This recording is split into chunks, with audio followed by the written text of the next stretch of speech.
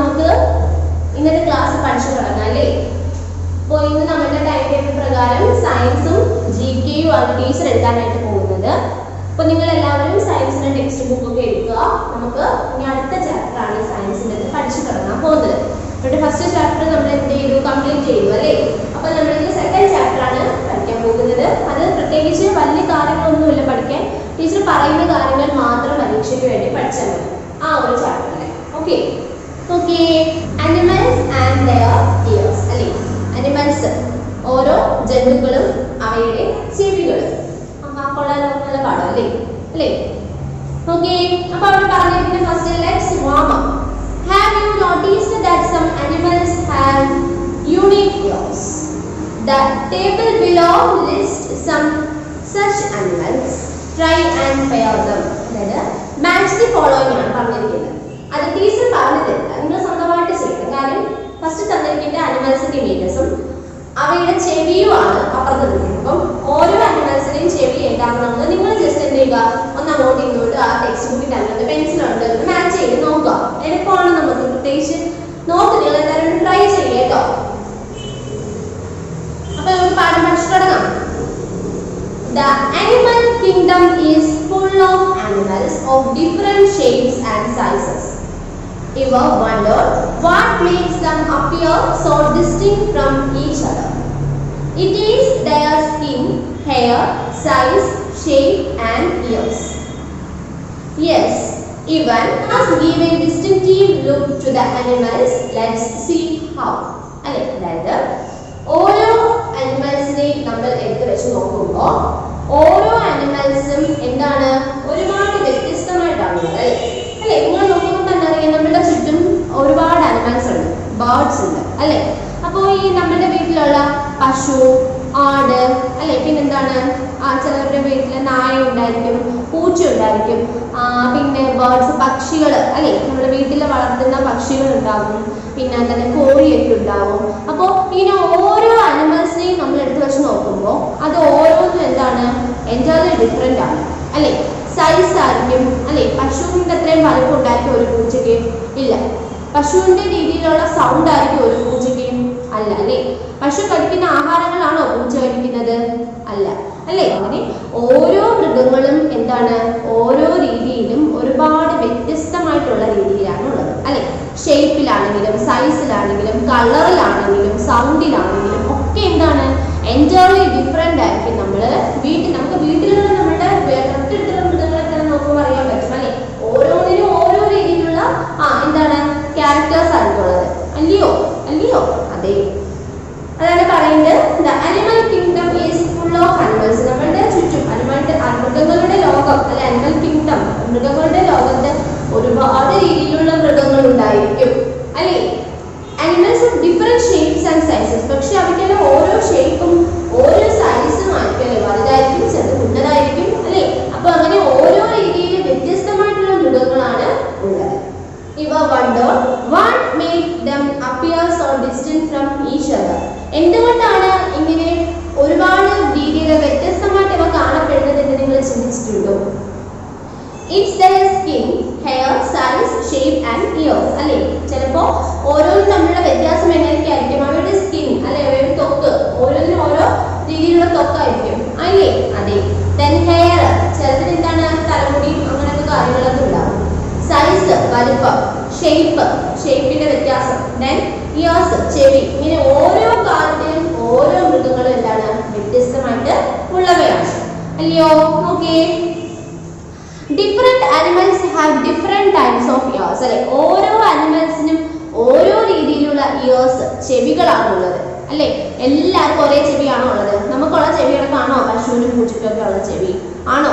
അല്ല അല്ലെ? ഓരോന്നിനും എന്താണ്, വ്യത്യസ്തമായിട്ടുള്ള ചെവികളാണ് ഉള്ളത്. നോക്കി, ഫസ്റ്റ് പറഞ്ഞിരിക്കുന്ന അനിമൽ എലിഫന്റ് അല്ലെ? എലിഫന്റിന്റെ ചെവി നമുക്കറിയാം, വലിയ ചെവിയാണ്. നമ്മൾ പറയും മുറം പോലൊക്കെ കാണപ്പെടുന്ന ചെവിയാണെന്ന് പറയുന്നത്. വലിയ ചെവിയാണ്, ഇങ്ങനെ ആട്ടി ആട്ടി ആട്ടിയാണ് ആനകൾ നടക്കുന്നത് അല്ലേ?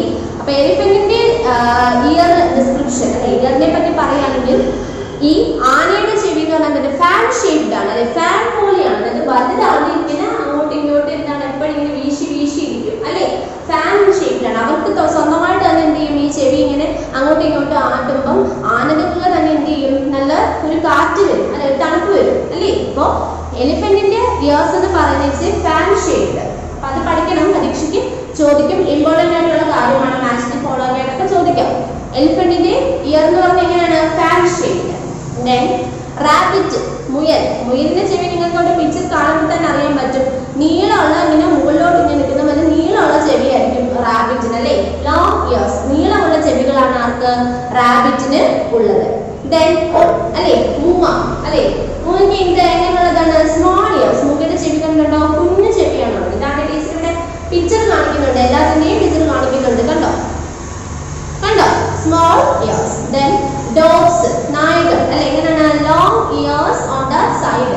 രണ്ട് സൈഡിലോട്ട് ഇരിക്കുകയാണെങ്കിൽ രണ്ട് സൈഡിലോട്ട് നീളമുള്ള ചെവി പോലെയാണ് ആരുടെ? ഡോഗിന്റെ ഇയേഴ്സ് കാണുന്നത് അല്ലെ. അപ്പോ അതെല്ലാരും മാർക്ക് ചെയ്ത് പഠിക്കണം കേട്ടോ. ചോദിക്കും, ടീച്ചർ ചോദിക്കും, പരീക്ഷയ്ക്ക് എന്തായാലും ചോദിക്കും. അപ്പൊ അത് പഠിക്കണം. അടുത്ത് നോക്കിയേ.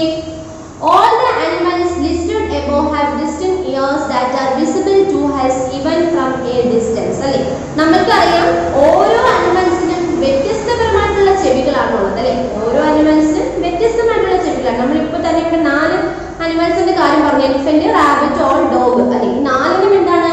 4 രീതിയിലുള്ള ചെവികളാണ് അല്ലെ. ഒരുപാട് ഒരേപോലെ ചെവിയാണോ ഉള്ളത്? അല്ല, 4നും എൻറ്റയർലി ഡിഫറെന്റ് ആയിട്ടുള്ള ഇയേഴ്സ് ആണ് ഉള്ളത്. All the animals listed above have distinct ears that are visible to us even from a distance. അല്ലേ, നമ്മൾ ഈ പറഞ്ഞ 4 അനിമൽസിന്റെ കാര്യം നോക്കുമ്പോൾ തന്നെ അവയ്ക്ക് 4നും 4 രീതിയിലുള്ള ചെവികളാണ് ഉള്ളത്. പക്ഷേ നമുക്കിതിനെ കുറച്ച് ദൂരെ നിന്ന് നോക്കുമ്പോഴേ കാണാൻ പറ്റും അല്ലേ. ആന അവിടെ നടന്നു വരുമ്പോഴേ നമുക്ക് ആനയുടെ ചെവി കാണാൻ പറ്റും. പറ്റത്തില്ലയോ? പറ്റും, വലിയ ചെവിയാണ്. മുയലിനെ ആണെങ്കിൽ നമുക്ക് പെട്ടെന്ന് നോക്കുമ്പോൾ മുയലിന്റെ ചെവി ഇങ്ങനെ കൂടി നിൽക്കുന്നത് നമുക്ക് കാണാൻ പറ്റും. പറ്റത്തില്ലയോ? പറ്റും. മൂങ്ങയുടെ ആണെങ്കിൽ നമുക്ക് എന്ത് ചെയ്യാൻ പറ്റും? ചെറുതാണെങ്കിൽ ഇങ്ങനെ നിൽക്കുമ്പോൾ കാണാൻ പറ്റും. ദെൻ ഡോഗിന്റെ ആണെങ്കിൽ നമുക്ക് കാണാൻ പറ്റും അല്ലെ. അപ്പോൾ ഇങ്ങനെ വ്യത്യസ്തപരമായിട്ട് ചെവികളാണ് ഉള്ളതെങ്കിൽ പോലും എന്താണ്, നമുക്ക് ഇവയെ കണ്ടുകൊണ്ട് കാണാൻ പറ്റുന്നവയാണ്. പറ്റത്തില്ലയോ? പറ്റും. Mammals have external ears called pinnae അല്ലെ. മാമൽസ് എന്ന് പറഞ്ഞാൽ അറിയാലോ, കുഞ്ഞുങ്ങളെ വളർത്തുകയും അവയ്ക്ക് പാലുകൊട്ടി വളർത്തുന്നു അല്ലെ, പാല് കൊടുത്ത് വളർത്തുന്ന ജീവികൾ മാമൽസ്. അപ്പൊ ഈ മാമൽസിന്റെ ഇയേഴ്സ് എക്സ്റ്റേണൽ എന്ന് പറഞ്ഞാൽ ബാഹ്യമായിട്ട് കാണുന്ന ചെവികൾ, അവയെ നമ്മൾ കോമൺ ആയിട്ട് പിന്നെ എന്നാണ് പറയുന്നത്. PINNAE, പിന്നെ. അതൊന്ന് അണ്ടർലൈൻ ചെയ്യുക കേട്ടോ. Mammals have external ears called പിന്നെ അല്ലെ. മാമൽസിന് അതായത് മാമൽസ് എന്ന് പറയുന്നതിന് മലയാളം അറിയാമോ? എന്താണ്? സസ്തനികൾ എന്നാണ് മലയാളം. എന്താണ്? സസ്തനികൾ അല്ലെ. അപ്പോൾ ഈ മാമൽസിന് ഹാവ് എക്സ്റ്റേണൽ ഇയേഴ്സ്, അവയ്ക്ക് ബാഹ്യമായിട്ട് കാണുന്ന ചെവികൾ, അവയെ നമ്മൾ എന്ത് പറയുന്നു? പിന്നെ എന്നാണ് പറയുന്നത്. These send sound to their inner ears അല്ലെ. അപ്പൊ നമ്മളൊരു മാമൽ ആണ് അല്ലെ, മനുഷ്യന് മാമൽസ് ആണല്ലേ. അപ്പോ നമുക്ക് എന്താണ്? ബാഹ്യമായിട്ട് ചെവികളുണ്ട് അല്ലെ. നമുക്ക് പുറമേ കാണാൻ എന്തുണ്ട്? ചെവിയുണ്ട്. എല്ലാവർക്കും ഇല്ലയോ? 2 ചെവിയില്ലയോ? തൊട്ടുപിടിയില്ലയോ? അപ്പോ നമ്മൾ ഈ മാമൽസിന് പുറമേ ബാഹ്യമായിട്ട് 2 ചെവികളുണ്ട്. അപ്പൊ ഈ ചെവികളിലൂടെയാണ് നമ്മൾ ആദ്യം എന്ത് ചെയ്യുന്നത്? സൗണ്ട് കേൾക്കുന്നത് അല്ലെ. നമ്മുടെ ചുറ്റുമുള്ള സൗണ്ട് നമ്മുടെ ചെവികളിലൂടെ കേൾക്കുന്നു അല്ലയോ? അതിൽ ഡൗട്ടൊന്നുമില്ലല്ലോ. അപ്പോൾ അവിടെ പറയുന്നത് these send sound to their inner ear അല്ലെ. ഈ പിന്നെ നമ്മുടെ ഈ പുറമേ കാണപ്പെടുന്ന ഈ ഒരു ചെവിയിലൂടെ നമ്മൾ എന്ത് ചെയ്യും? സൗണ്ട് കേട്ടിട്ട് അത് അകത്തുള്ള ഇന്നർ പാർട്ട്, അകത്തോട്ടുള്ള നമ്മുടെ ചെവികളിലൂടെ എന്ത് ചെയ്യും? നമ്മൾ എത്തിക്കും. Also പിന്നെ help these animals to detect sound അല്ലെ. അപ്പോ ഈ പറയുന്ന പിന്നെയാണ് നമ്മൾക്ക് ചുറ്റുമുള്ള ഓരോ രീതിയിലുള്ള സൗണ്ട് പെട്ടെന്ന് തിരിച്ചറിയാൻ സഹായിക്കുന്നത് അല്ലേ. നമ്മളിപ്പോ വണ്ടി പോകുമ്പോൾ ഒരു സൗണ്ട് അല്ലെ. ഇപ്പൊ വണ്ടികൾ തന്നെ ബൈക്ക് പോകുമ്പോൾ ഒരു സൗണ്ട്, അല്ലെങ്കിൽ ലോറി പോകുമ്പോൾ ഒരു സൗണ്ട്, അല്ലെങ്കിൽ JCB പോകുമ്പോൾ വേറെ സൗണ്ട്. അപ്പൊ നമുക്ക് ഈ ഓരോന്നിന്റെ സൗണ്ട് പെട്ടെന്ന് നമ്മൾ തിരിച്ചറിയുന്നത് എങ്ങനെയാണ്? നമ്മൾ ചെവിയിൽ ഈ പുറമെയുള്ള ഈ ഭാഗത്തിലൂടെ കേട്ടിട്ടാണ് അല്ലെ. ഓരോന്നിനും ഓരോ രീതിയിലുള്ള സൗണ്ട് ആണെന്ന് നമുക്ക് അറിയാം അല്ലെ. ഇപ്പൊ വിമാനം പോകുന്നു, ആകാശത്തൂടെ വിമാനം പോകുമ്പോൾ നമുക്ക് പെട്ടെന്ന് അതിന്റെ സൗണ്ട് നമ്മൾ എന്ത് ചെയ്യും? തിരിച്ചറിയും. വിമാനത്തിന്റെ സൗണ്ട് ആണ്. അപ്പൊ നമ്മൾക്ക് അറിയാതെ വിമാനമാണ്. ട്രെയിൻ പോകുന്നു, ട്രെയിനിന്റെ സൗണ്ട് നമുക്ക് പെട്ടെന്ന് തിരിച്ചറിയാൻ പറ്റും. അപ്പൊ നമുക്കറിയാം എന്താണ്? അത് ട്രെയിൻ ആണെന്ന് അറിയാൻ പറ്റും അല്ലെ. അപ്പൊ ഒരു പൂച്ച കരയുന്നു, അപ്പൊ നമ്മൾ അതിന്റെ സൗണ്ട് കേൾക്കും. അപ്പൊ നമ്മൾ എന്ത് ചെയ്യും? ഡിറ്റക്ട് ചെയ്യും. എന്താണ്? ഇവിടെ എവിടെയോ ഒരു പൂച്ചയുണ്ടെന്ന് നമ്മൾ പെട്ടെന്ന് തിരിച്ചറിയും അല്ലെ. ഒരു നായ കുരയ്ക്കുന്നു അല്ലെ. കുരയ്ക്കുമ്പോ എന്താണ്? അത് ഒരു നായക്കുട്ടിയാണ് കുരയ്ക്കുന്നത് നമുക്കറിയാം. അപ്പൊ നമ്മൾ അറിയും എവിടെയോ എന്തുണ്ട്? ഒരു നായുണ്ട് എന്ന് നമ്മൾ അറിയും അല്ലെ. അപ്പോ ഈ നമ്മുടെ ചുറ്റുമുള്ള ഓരോ സൗണ്ടും അല്ലെ, എല്ലാം ഒരേ സൗണ്ട് ആണോ? ഈ വല്ല കാര്യത്തിന് സുഖമുണ്ടോ കേൾക്കാനായിട്ട്? ഉണ്ടോ? എല്ലാത്തിനും ഒരേ സൗണ്ട് എന്ന് ആലോചിച്ചോക്കെ. നമുക്ക് ഒരു സൗണ്ട്, പൂച്ചയ്ക്ക് ഒരു സൗണ്ട്, കോഴിക്ക് ഒരു കേൾക്കാനായിട്ട്? ഇല്ല, നമുക്ക് ഓരോ നല്ല രീതിയിലുള്ള സൗണ്ട്, ഓരോ രീതിയിലുള്ള സൗണ്ടാണ് ഇഷ്ടം അല്ലേ? അപ്പോ ഇങ്ങനെ നമ്മുടെ ചുറ്റുമുള്ള ഓരോ രീതിയിലുള്ള സൗണ്ടും നമുക്ക് പെട്ടെന്ന് തിരിച്ചറിഞ്ഞ് അത് ഇന്നതാണെന്ന് നമുക്ക് പെട്ടെന്ന് അറിയാൻ പറ്റും. നമ്മുടെ ഈ പുറമേയുള്ള നമ്മുടെ ഈ എക്സ്റ്റേണൽ ഈ ഒരു ഭാഗം, അതായത് പിന്നെ അല്ലെ, അതാണ് സഹായിക്കുന്നത്. Cats move their pinnae easily to locate sounds. അല്ലെ, പൂച്ചകൾ എന്ന് പറഞ്ഞാൽ പെട്ടെന്ന് ശബ്ദം കേട്ട് തിരിച്ചറിയാൻ പറ്റും. പെട്ടെന്ന് ശത്രുക്കളെ പെട്ടെന്ന് തിരിച്ചറിയാൻ പറ്റും. പൂച്ചയ്ക്ക് പെട്ടെന്ന് അറിയാൻ പറ്റും അവരുടെ ഈ ഒരു പിന്നെ ഉപയോഗിച്ചവർക്ക് പെട്ടെന്ന് ഏത് ഭാഗത്ത് നിന്നാണ് സൗണ്ട് വരുന്നത്, എന്ത് സൗണ്ടാണ് വരുന്നത് എന്നൊക്കെ പെട്ടെന്ന് തിരിച്ചറിയാനായിട്ട് പറ്റും. Some animals like elephants and rabbits use their pinnae to cool their body. അപ്പോൾ ആദ്യമേ പറഞ്ഞ ഒരു കാര്യം, ആന അല്ലെ എപ്പോഴും ചെവി എന്താണ് ഇങ്ങനെ വീശിയാണ് നടക്കുന്നതെന്ന് പറഞ്ഞു അല്ലെ. അപ്പോൾ അവയുടെ വലിയ ചെവി കൊണ്ട് വീശുമ്പോൾ അവർക്ക് സ്വന്തമായിട്ട് എന്ത് കിട്ടും? കാറ്റ് കിട്ടും അല്ലെ, ഒരു തണുപ്പ് ഫീൽ ചെയ്യും അല്ലെ. അതാണ് ഇവിടെ പറയുന്നത്. Some animals like elephants and rabbit. എലിഫന്റും റാബിറ്റും എന്താണ്, അവയുടെ വലിയ ചെവികളാണുള്ളത് അല്ലെ. അവയുടെ ശരീരത്തിനെ അപേക്ഷിച്ച് നോക്കുമ്പോൾ കുറച്ച് വലുതാണല്ലേ. ആനയ്ക്കാണെങ്കിലും ശരീരം വലുത് തന്നെയാണ്. അപ്പോ ഈ ആനയ്ക്കും റാബിറ്റിനും അവയുടെ ചെവി വലുതായതുകൊണ്ട് തന്നെ എന്താണ്, അവർക്ക് കൂളിംഗ് എഫക്റ്റ് സ്വന്തമായിട്ട് അവരുടെ ദേഹത്ത്, അവരുടെ ശരീരത്തിന് ആ ചെവി കൊണ്ട് എന്താണ് വളരെ തണുപ്പ് അനുഭവപ്പെടുമെന്നാണ് പറയുന്നത്. അതിങ്ങനെ നിൽക്കുന്നത് കാരണം അവരുടെ ശരീരത്തിന് സ്വന്തമായിട്ട് ഒരു കൂളിംഗ് എഫക്റ്റ്, ഒരു തണുപ്പ് ഫീൽ ചെയ്യും. വലിയ രീതിയിൽ ചൂട് എന്ത് ചെയ്യത്തില്ല, അപ്പോൾ അവർക്ക് അനുഭവപ്പെടുത്തില്ല എന്നാണ് പറയുന്നത്. അപ്പോൾ അത് ഇത്രയാണ് പറയുന്നത്. All the animals listed above have distant ears that are visible to us even from a distance. അല്ലേ, അതായത് നമ്മളവിടെ പറഞ്ഞ ഓരോ മൃഗങ്ങൾക്കും ഓരോ രീതിയിലുള്ള ചെവികളാണ് ഉള്ളത് അല്ലേ. അപ്പോൾ ഈ ചെവികളെല്ലാം നമുക്ക് എന്ത് ചെയ്യാൻ പറ്റും? പുറമേ പെട്ടെന്ന് കാണാനായിട്ട് പറ്റത്തില്ലയോ? Mammals have external ears called pinnae. Mammals സസ്തനികളെ സംബന്ധിച്ചിടത്തോളം അവയുടെ പുറമെ ബാഹ്യമായി കാണപ്പെടുന്ന ചെവിയെയാണ് നമ്മൾ pinnae എന്ന് പറയുന്നത്. Pinnae. These send sound to their inner ear. അല്ലെ, ഈ പിന്നയിലൂടെയാണ് നമ്മളുടെ ചെവിക്ക് അകത്തോട്ട്, ഇന്നർ ഇയർ അകത്തോട്ട് എന്ത് ചെയ്യുന്നത്? ശബ്ദം എത്തുന്നത്. Also pinnae help these animals to detect sound. അല്ലെ, ഇങ്ങനെയുള്ള ഈ പിന്നയെ ഉപയോഗിച്ച് അനിമൽസിന് എന്ത് സൗണ്ടും പെട്ടെന്ന് തിരിച്ചറിയാൻ, ഡിറ്റക്ട് ചെയ്തെടുക്കുക. എന്തിന്റെ സൗണ്ടാണ് കേൾക്കുന്നത്, എന്തിന്റെയാണ്, എവിടെ നിന്നാണുള്ള സൗണ്ടാണ് കേൾക്കുന്നത് എന്നൊക്കെ പെട്ടെന്ന് തിരിച്ചറിയാനായിട്ട് പറ്റും. Cats move their pinnae easily to locate sound. അല്ലെ, പൂച്ചകളെ സംബന്ധിച്ചിടത്തോളം പിന്നെ ഉപയോഗിച്ചിട്ട് അവർക്ക് പെട്ടെന്ന് സൗണ്ട് ലൊക്കേറ്റ് ചെയ്യാം. എവിടെ നിന്ന് വരുന്ന സൗണ്ടാണ്, എന്തിന്റെ സൗണ്ടാണെന്നൊക്കെ പെട്ടെന്ന് തിരിച്ചറിയാനായിട്ട് പറ്റും. Some animals like elephants and rabbits use their pinnae to cool their body. അല്ലെ, പറഞ്ഞ എലിഫന്റ്സും ആനയ്ക്കും മുയലിനും അവയുടെ ചെവി ഉപയോഗിച്ച് സ്വന്തമായിട്ട് തന്നെ എന്ത് ചെയ്യാൻ പറ്റും? അവയുടെ ബോഡിക്ക് നല്ല കൂളിംഗ് എഫക്റ്റ്, നല്ല തണുപ്പ് ഫീൽ ചെയ്യുന്ന, തണുപ്പ് ഉണ്ടാകാനായിട്ട് എന്ത് ചെയ്യും? ഈ ആനയ്ക്കും ഈ റാബിറ്റും മുയലിനും ഒക്കെ അവയുടെ ചെവി കൊണ്ട് സാധിക്കും. അടുത്ത നോക്കിയേ. Look at the pictures of some birds or animals given below. നിങ്ങൾ താഴെ നോക്കിയാൽ അവിടെ കുറച്ച് ബേർഡ്സിന്റെയും ആനിമൽസിന്റെയും പിക്ചേഴ്സ് തന്നിട്ടുണ്ട് അല്ലേ. എന്താണ്, ഹെന്നുണ്ട്, ഡക്ക് ഉണ്ട്, പീജൻ ഉണ്ട്, എന്താണ് പാരറ്റ് ഉണ്ട് അല്ലേ. പിന്നെ കുറച്ച് ബേർഡ്സും കുറച്ച് എന്താണ് ആനിമൽസും ആണ്. 2 ആനിമൽസും ഒക്കെ തന്നിട്ടുണ്ട് അവിടെ. അപ്പൊ അതെന്താ തന്നിരിക്കുന്നത് നോക്കിയേ. Are their ears visible? നിങ്ങൾ ഈ തന്നിരിക്കുന്നതിന്റെ ചെവി പുറമേ കാണുന്നുണ്ടോ? എനിക്ക് നോക്കിയിട്ട് കാണാൻ പറ്റുന്നില്ല. നിങ്ങളുടെ പിക്ചറിൽ നോക്കിക്കേ, അതിനകത്ത് അവർക്ക് പുറമേ ചെവി ഉള്ളതായിട്ട് അങ്ങനെ തോന്നുന്നുണ്ടോ? എന്റെ ടെക്സ്റ്റിനകത്തില്ല, ടീച്ചറുടെ ടെക്സ്റ്റിൽ ഇല്ല. നിങ്ങൾക്കുണ്ടോ? ഇല്ലല്ലേ. അപ്പൊ നമുക്ക് ആർക്കും നോക്കിയിട്ട് ഈ പറയുന്ന ഈ തന്നിരിക്കുന്ന ബേർഡ്സിന്റെ അനിമൽസിനൊന്നും ചെവിയൊന്നും പുറമേ കാണുന്നില്ല. അതെന്താണാവോ നോക്കിയേ. നോ അല്ലേ, കാണുന്നില്ല. However, this does not mean that they do not have ears or they cannot listen. പുറമേ ഇവയ്ക്ക് ചെവിയൊന്നും കാണുന്നില്ല. അപ്പോൾ ഉള്ളതായിട്ട് അവർ നോ പറഞ്ഞിട്ടുണ്ട് ടെക്സ്റ്റ്. അപ്പോൾ ഇവയ്ക്ക് പുറമേ ചെവിയില്ല എന്ന് പറഞ്ഞുകൊണ്ട് ഇവര് സൗണ്ട് കേൾക്കാതെ ഇരിക്കുന്നില്ല.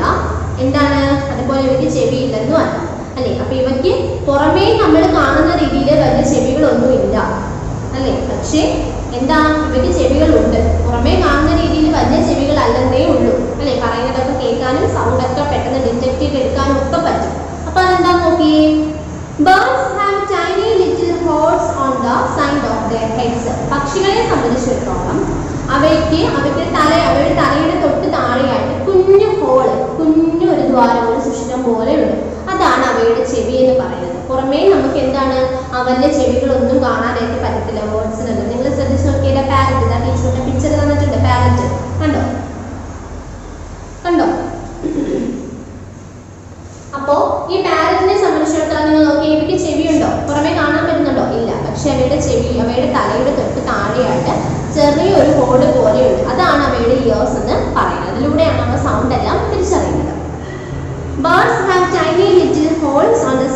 their heads. അല്ലെ, പക്ഷികളെ സംബന്ധിച്ചിടത്തോളം അവയുടെ തലയുടെ താഴ്ഭാഗത്ത് സൈഡുകളായിട്ട് എന്തുണ്ട്? ഹോൾ സുഷിരങ്ങളുണ്ട്. Lizard ears look just like a dot's. Lizard, okay, കണ്ടീഷനൊക്കെ കാണിച്ചിട്ടുണ്ട്. ഇതിൽ പറയുന്നത് നമ്മൾ നോക്കുമ്പോൾ ചെറിയൊരു ഡോട്ട്, ഒരു കുത്ത് പോലെ കാണാനായിട്ടുള്ളൂ. വലിയൊരു ഹോളായിട്ടോ അല്ലെങ്കിൽ വലിയ ചെവിയായിട്ടോ ഒന്നും കാണാനില്ല, ചെറിയൊരു കുത്ത്, എന്തോ ഒരു കുത്ത് പോലെ എന്നുള്ള ലിസാർഡിന്റെ ചെവി കാണുന്നു. Hence, these creatures have ears that are either too small or usually covered by feather, making it difficult for us to see from a distance. അല്ലേ, അപ്പോൾ ഇങ്ങനെയുള്ള ഈ പറഞ്ഞ ബേർഡ്സിനും ഈ കുഞ്ഞു അനിമൽസിനും ലിസാർഡ് പോലുള്ളവയ്ക്കൊക്കെ ചെവികളൊന്നും വലുതായിട്ട് കാണാനായിട്ട് പറ്റുന്നില്ല. പക്ഷെ അവയ്ക്ക് എന്തുണ്ട്? ചെറിയ ഹോള് പോലെ നോട്ട് പോലെയൊക്കെ എന്തുണ്ട്? ചെവികളുണ്ട്. ഈ ചെവിയിലൂടെയാണ് അവ പുറമെയുള്ള കാര്യങ്ങൾ ഓരോ സൗണ്ടും എന്ത് ചെയ്യുന്നത്? പെട്ടെന്ന് തിരിച്ചറിയുന്നത്, അതിനകത്ത് അവ പെരുമാറുകയും ചെയ്യുന്നത്. ഇവിടെ ഇപ്പോൾ പറഞ്ഞതെന്ന് വെച്ചാൽ ബേർഡ്സും അതുപോലെ ഈ പറഞ്ഞ അനിമൽസ്, ഈ പറഞ്ഞ ലിസാർഡ് പോലുള്ള അനിമൽസിനൊക്കെ പുറമേ ചെവികൾ കാണത്തില്ല. വലിയ ചെവിയൊന്നും കാണാനായിട്ട് നമുക്ക് നോക്കുമ്പോൾ കാണാനൊന്നും പറ്റത്തില്ല. പക്ഷെ അവരുടെ തലയുടെ താഴെയായിട്ട് ചെറിയ പക്ഷികളെ സംബന്ധിച്ചിടത്തോളം ആ പക്ഷിയുടെ തലയുടെ രണ്ട് വശങ്ങളിലായിട്ട് ചെറിയ എന്തുണ്ട്? ഹോള് പോലെ കാണപ്പെടുന്നുണ്ട്. അതിലൂടെയാണ് അവ സൗണ്ട് കേൾക്കുന്നതും തിരിച്ചറിയുന്നത്. പിന്നെ ലിസാർഡ് തലയുടെ അടുത്തൊരു ചെറിയ ഡോട്ട്, ചെറിയ കുത്ത് പോലെയുണ്ട്. അതിലൂടെയാണ് അവ എന്ത് ചെയ്യുന്നത്? ഈ സൗണ്ട് ഒക്കെ തിരിച്ചറിയുന്നതെന്നാണ് പറയുന്നത്. ഓക്കെ, മനസ്സിലായോ? അപ്പൊ ഇനി നമുക്ക് എന്ത് ചെയ്യാം? GK പഠിക്കാം. GK നമ്മുടെ അടുത്ത ചാപ്റ്റർ ആണ്. പേജ് നമ്പർ 352, പേജ് നമ്പർ 352 എടുത്തോ. The correct terms കണ്ടോ? പേജ് നമ്പർ 352 ആണ്. The correct terms. നോക്കി, fill in the blanks with the correct word. അല്ലേ, തന്നിരിക്കുന്നത് ഫില്ലപ്പ് ചെയ്യാനായിട്ടാണ് കേട്ടോ. നിങ്ങൾക്ക് ക്വസ്റ്റ്യൻ വായിച്ചു നോക്കിയിട്ട് കറക്റ്റ് ആൻസർ എന്ത് ചെയ്യുക? ഫിൽ ചെയ്യുക. ഓക്കെ, അപ്പൊ ടീച്ചർ ക്വസ്റ്റ്യൻ വെച്ച് വായിച്ചു നോക്കാം. നിങ്ങൾ ഫില്ല് ചെയ്യാനുള്ള സ്ഥലത്തേക്ക് എന്ത് ചെയ്യുക? പെൻസിൽ കൊണ്ട് ഫില്ല് ചെയ്യുക. First question, a dash is used to measure temperature. അല്ലേ, ടെമ്പറേച്ചർ താപം, അല്ലേ, താപം അളക്കാൻ ഉപയോഗിക്കുന്ന ഉപകരണത്തിന്റെ പേരെന്താണെന്നാണ് ചോദിച്ചിരിക്കുന്നത്. അവിടെ നിങ്ങൾക്ക് താഴെ പിക്ചറിൽ ഒരു 5 എണ്ണത്തിന്റെ പേരൊക്കെ തന്നിട്ടുണ്ട്. അപ്പൊ അതിനകത്ത് നിന്നും കറക്റ്റ് ആയിട്ടുള്ളത് അവിടെ എഴുതിയുക, ഫില്ല് ചെയ്യുക. അപ്പോ a dash is used to measure temperature. ഏത് ഉപകരണം ഉപയോഗിച്ചിട്ടാണ് താപം അളക്കുന്നത്? ടെമ്പറേച്ചർ, ചൂട് അല്ലെങ്കിൽ താപം അളക്കുന്നത് ഏത് ഡിവൈസ്, ഏത് ഉപകരണം വെച്ചിട്ടാണെന്നാണ് ചോദിച്ചിരിക്കുന്നത്. അടുത്തത് നോക്കിയേ. Though birds do not have an external portion of the ear, they have a very powerful hearing. അല്ലേ, പക്ഷികളെ സംബന്ധിച്ചിടത്തോളം അവയ്ക്ക് പുറമേ കാണാൻ പറ്റുന്ന രീതിയിൽ വലിയ ചെവികളൊന്നും ഇല്ല. പക്ഷേ അവയ്ക്ക് പെട്ടെന്ന് എന്ത് ചെയ്യാൻ പറ്റും? വലിയ സൗണ്ട് ആണെങ്കിലും ചെറിയ സൗണ്ട് ആണെങ്കിലും പെട്ടെന്ന് തിരിച്ചറിയാനായിട്ട് പറ്റും. അത്രയ്ക്ക് പവറാണ് അവർക്ക് കേൾക്കാനായിട്ടുള്ളത്. അല്ലെ, അതായത് വലിയ സൗണ്ട് മാത്രമേ ഇവയ്ക്ക് ഈ ചെവിയില്ല, കൊച്ചു ഹോളൊക്കെയാണ്. അതുകൊണ്ട് വലിയ സൗണ്ട് മാത്രമേ കേൾക്കാൻ പറ്റത്തുള്ളൂ എന്നൊന്നുമില്ല. കുഞ്ഞു സൗണ്ട് ആണെങ്കിൽ പോലും എന്ത് ചെയ്യാൻ പറ്റും? ഇവയ്ക്ക് പെട്ടെന്ന് കേൾക്കാനായിട്ട് പറ്റും. ഫോർ എക്സാമ്പിൾ, ഉദാഹരണം പറയുകയാണെങ്കിൽ മൂങ്ങ, അല്ലെ, ears are so respective that it can locate its prey even in the dark. അതായത് മൂങ്ങയുടെ കാര്യം നമ്മൾ ആദ്യം പറഞ്ഞു, സ്മോൾ ഇയേഴ്സ് ആണ്, വളരെ ചെറിയ ചെവിയാണെന്ന് പറഞ്ഞു അല്ലേ. പക്ഷേ ഈ ചെവി ഉപയോഗിച്ച് അവയ്ക്ക് എന്ത് ചെയ്യാൻ പറ്റും? ഇരുട്ടിൽ പോലും, അല്ലെ, രാത്രിയാണെങ്കിൽ പോലും സൗണ്ട് പെട്ടെന്ന് തിരിച്ചറിഞ്ഞിട്ട് എന്ത് ചെയ്യാൻ പറ്റും? ആഹാരം കണ്ടെത്താൻ, ഇരയെ പിടിക്കാനായിട്ട് പറ്റും, കഴിക്കാനായിട്ടുള്ള ഇരയെ കണ്ടുപിടിക്കാനായിട്ട് പറ്റും. അത്രയ്ക്ക് ചെറിയ ചെവിയാണ് നമ്മുടെ ഈ മൂങ്ങയ്ക്ക്. എങ്കിൽ പോലും ആ ചെവി ഉപയോഗിച്ചിട്ടാണ് രാത്രിയിൽ എന്ത് ചെയ്യും? അവയ്ക്ക് കഴിക്കാനായിട്ടുള്ള ഇരയെ കണ്ടുപിടിക്കാൻ നോക്കുന്നത്. ഉണ്ടോ? അത്രയ്ക്ക് പവർഫുൾ ആയിട്ടുള്ള ഇയേഴ്സ് ആണ് ഈ പറഞ്ഞ ഓളിലും ചെറിയ ബേർഡ്സിനും ഒക്കെ ഉള്ളത്. അടുത്ത നോക്കിയേ. However, it is the insects that have most distinct types of ears and they are located in different parts of different insect. അല്ലേ, അതായത് എന്താ പറയുക? ഇൻസെക്ട്, പ്രാണികൾ, അല്ലെ, നമ്മള് ഈ പക്ഷികൾ, അല്ലെ, ബേർഡ്സിന്റെ കാര്യം പറഞ്ഞു. നമുക്കത് കണ്ണുകൊണ്ട് കാണാനൊക്കെ പറ്റും. ബേർഡ്സിനെ, അല്ലെ, നമുക്ക് ഏകദേശം എടുക്കുമ്പോൾ ഒരു കുറച്ച് കാണാൻ പറ്റുന്ന രീതിയിലുള്ള സൈസാണ് അവയ്ക്കുള്ളത്, അല്ലെ. പക്ഷെ ഇൻസെക്റ്റോ, ഈ ഈച്ച, അതുപോലെ തന്നെ കൊതുക്, ഇവയൊക്കെ പറഞ്ഞാൽ എന്താണ്? ഈ ബേർഡ്സിനേക്കാളും വളരെ ചെറുതല്ലേ, അല്ലേ. അപ്പൊ അവയുടെയൊക്കെ ചെവി എന്തുമായിരിക്കും? നോക്കി. It is the insect that have most distinct types of ears and they are located in different parts of the different insect. ഓരോ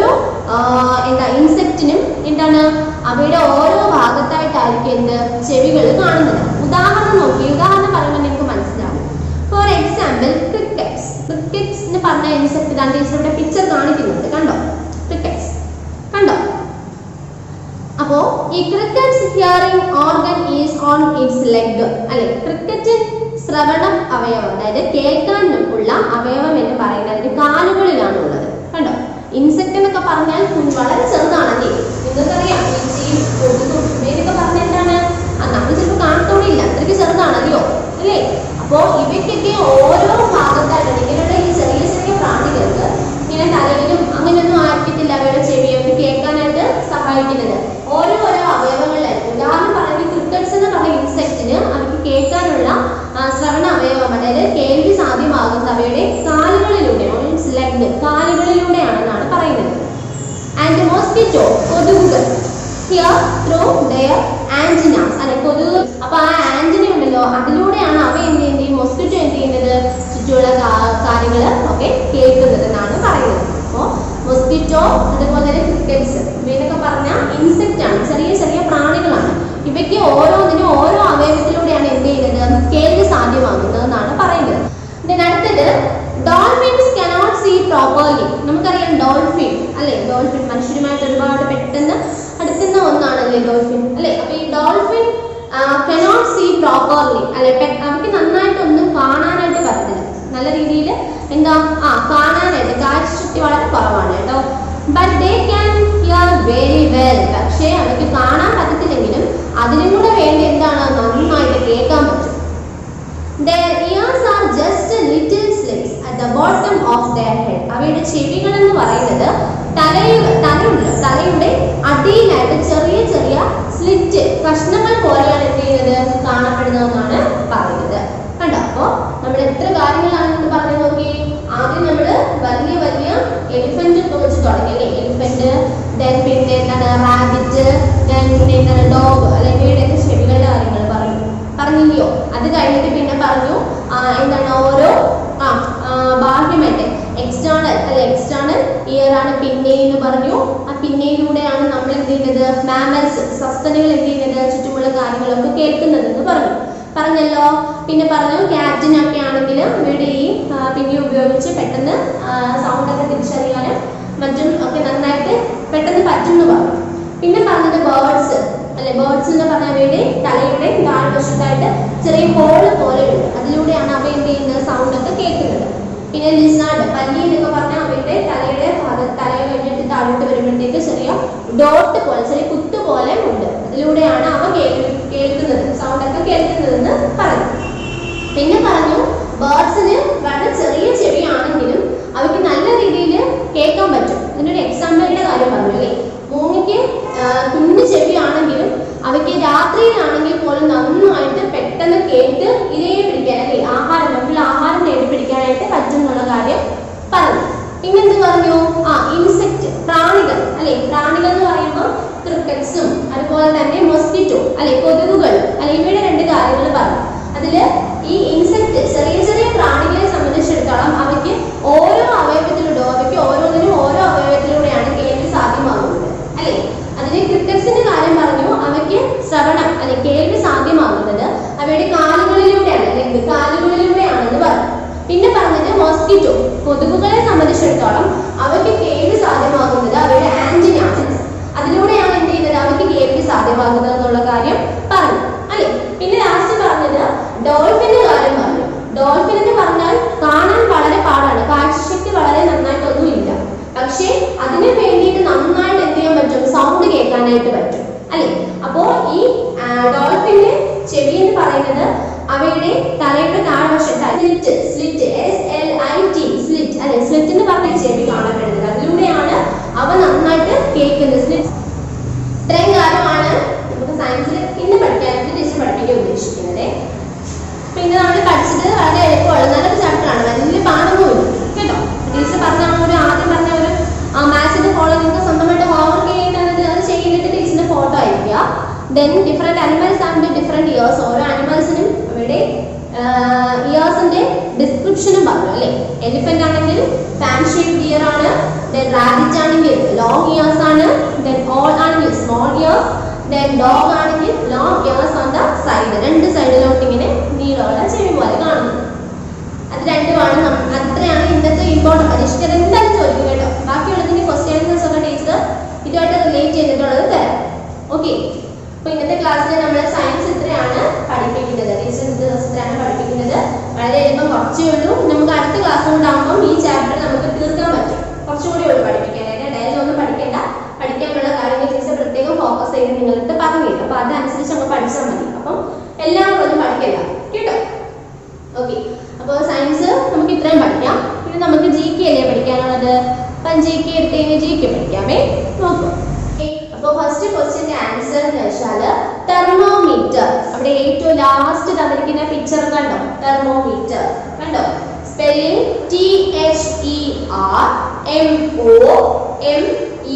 THERMOMETER, തെർമോമീറ്റർ. അപ്പോൾ താപം അളക്കാൻ ഉപയോഗിക്കുന്ന ഉപകരണമാണ് thermometer. A thermometer is used to measure temperature. അപ്പോൾ അവിടെ fill ചെയ്യുക കേട്ടോ. ഫസ്റ്റ് ക്വസ്റ്റ്യന്റെ answer thermometer, THERMOMETER, thermometer. Okay, then next second question, and dash is used to measure wind speed. അല്ലെ, കാറ്റിന്റെ വേഗത അളക്കാൻ ഉപയോഗിക്കുന്ന ഉപകരണം ഏതാണ് എന്നാണ് ചോദിച്ചിരിക്കുന്നത്. ആൻസർ ടീച്ചർ പറയട്ടെ. ഫസ്റ്റ് ഇമേജ്, ആദ്യം തന്നിരിക്കുന്ന ഇമേജ് കണ്ടോ. അനിമോമീറ്റർ. എന്താണ് anemometer? ANEMOMETER, anemometer. An anemometer is used to measure wind speed. അല്ലെ, കാറ്റിന്റെ വേഗത അളക്കാൻ ഉപയോഗിക്കുന്ന ഉപകരണമാണ് അനിമോമീറ്റർ. ANEMOMETER, anemometer. പിന്നെ ഇതോ. Then third question, a weather instrument used to measure atmospheric pressure is called a dash. അതായത് വെതർ ഇൻസ്ട്രുമെന്റ്സ്, കാലാവസ്ഥാ വ്യതിയാനങ്ങളും മറ്റും അറിയാൻ വേണ്ടിയിട്ട്, അല്ലെ, കാലാവസ്ഥ വ്യതിയാനങ്ങൾ, അന്തരീക്ഷത്തിന്റെ താപനില, ഇതൊക്കെ അറിയാൻ വേണ്ടിയിട്ട്, അന്തരീക്ഷ മർദ്ദം, അന്തരീക്ഷ താപനില, കാലാവസ്ഥയുമായിട്ടൊക്കെ ബന്ധപ്പെട്ട് ഏത് ഉപകരണമാണ് ഉപയോഗിക്കുന്നത് എന്നാണ് ചോദിച്ചിരിക്കുന്നത്. ആൻസർ പറയട്ടെ. മൂന്നാമത് നടുക്കായിട്ട് നിങ്ങൾക്ക് തന്നിരിക്കുന്ന ഒരു ഇമേജ് ഉണ്ടോ, ഏറ്റവും മിഡിലായിട്ട് കണ്ടോ. Barometer, BAROMETER, barometer. ഫിൽ ചെയ്തോ? അപ്പൊ മൂന്നെണ്ണമാണ് നമ്മൾ ഇതുവരെ ഫിൽ ചെയ്തത്. ഒന്നുകൂടെ റിപ്പീറ്റ് ചെയ്യാണ്. First, a thermometer is used to measure temperature. Temperature അളക്കാൻ ഉപയോഗിക്കുന്ന ഉപകരണമാണ് thermometer. Second, an anemometer is used to measure wind speed. കാറ്റിന്റെ വേഗത അളക്കാൻ ഉപയോഗിക്കുന്ന ഉപകരണമാണ് anemometer. Then third, a weather instrument used to measure atmospheric pressure is called barometer. അല്ലേ, അതായത് അന്തരീക്ഷമർദ്ദം, അന്തരീക്ഷത്തിലെ മർദ്ദവും താപനിലയും അങ്ങനെ കാര്യങ്ങളൊക്കെ അളക്കാൻ ഉപയോഗിക്കുന്ന ഉപകരണമാണ് ബാരോമീറ്റർ. എല്ലാവരും എഴുതിയോ? Then fourth question, a scientist who studies weather is called a dash. അല്ലെ, weather എന്ന് വെച്ചാൽ കാലാവസ്ഥയുമായിട്ടൊക്കെ ബന്ധപ്പെട്ട് കൂടുതൽ ഗവേഷണം, അല്ലെ, ശാസ്ത്രജ്ഞര്, അല്ലെ, സയന്റിസ്റ്റ് കൂടുതൽ പരീക്ഷണങ്ങളൊക്കെ നടത്തി കൂടുതൽ കാര്യങ്ങൾ കണ്ടുപിടിക്കുന്ന ആളെ പറയുന്ന പേര് എന്താണ്? വെതറുമായിട്ട് ബന്ധപ്പെട്ടാണ്, കാലാവസ്ഥയുമായി ബന്ധപ്പെട്ട്. ആൻസർ ടീച്ചർ പറയാം. അവിടെ എന്താണ് ഏറ്റവും മുകളിലായിട്ട് തന്നിരിക്കുന്നതാണ്. എന്താണ്? മെറ്ററോളജിസ്റ്റ്. മെറ്ററോളജിസ്റ്റ്, METEROLOGIST.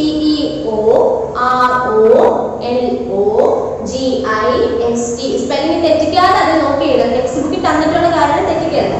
മെറ്ററോളജിസ്റ്റ് എന്താണ്? മെറ്ററോളജിസ്റ്റ്. A scientist who studies weather is called a meteorologist. Okay. Then fifth question, an instrument used to study a spectra of radiation emitted by stars, light sources is called a dash. അതായത് എന്താണ്? Study of Spectra of radiation, star നക്ഷത്രത്തിൽ നിന്നും മറ്റുമൊക്കെ വരുന്ന റേഡിയേഷൻസും അതിൽ നിന്നും വരുന്ന ലൈറ്റും അതിനെ പറ്റിയിട്ട് കൂടുതൽ കാര്യങ്ങൾ കണ്ടുപിടിക്കാൻ ഉപയോഗിക്കുന്ന ഉപകരണം ഏതാണെന്നാണ് ചോദിക്കുന്നത്. അതിനെപ്പറ്റി കൂടുതൽ പഠനം നടത്താനായിട്ട് സഹായിക്കുന്ന ഉപകരണമാണ് ഏതാണെന്നറിയാമോ? സ്പെക്ട്രോസ്കോപ്പ്. എന്താണ്? സ്പെക്ട്രോസ്കോപ്പ്. SPECTROSCOPE, spectroscope.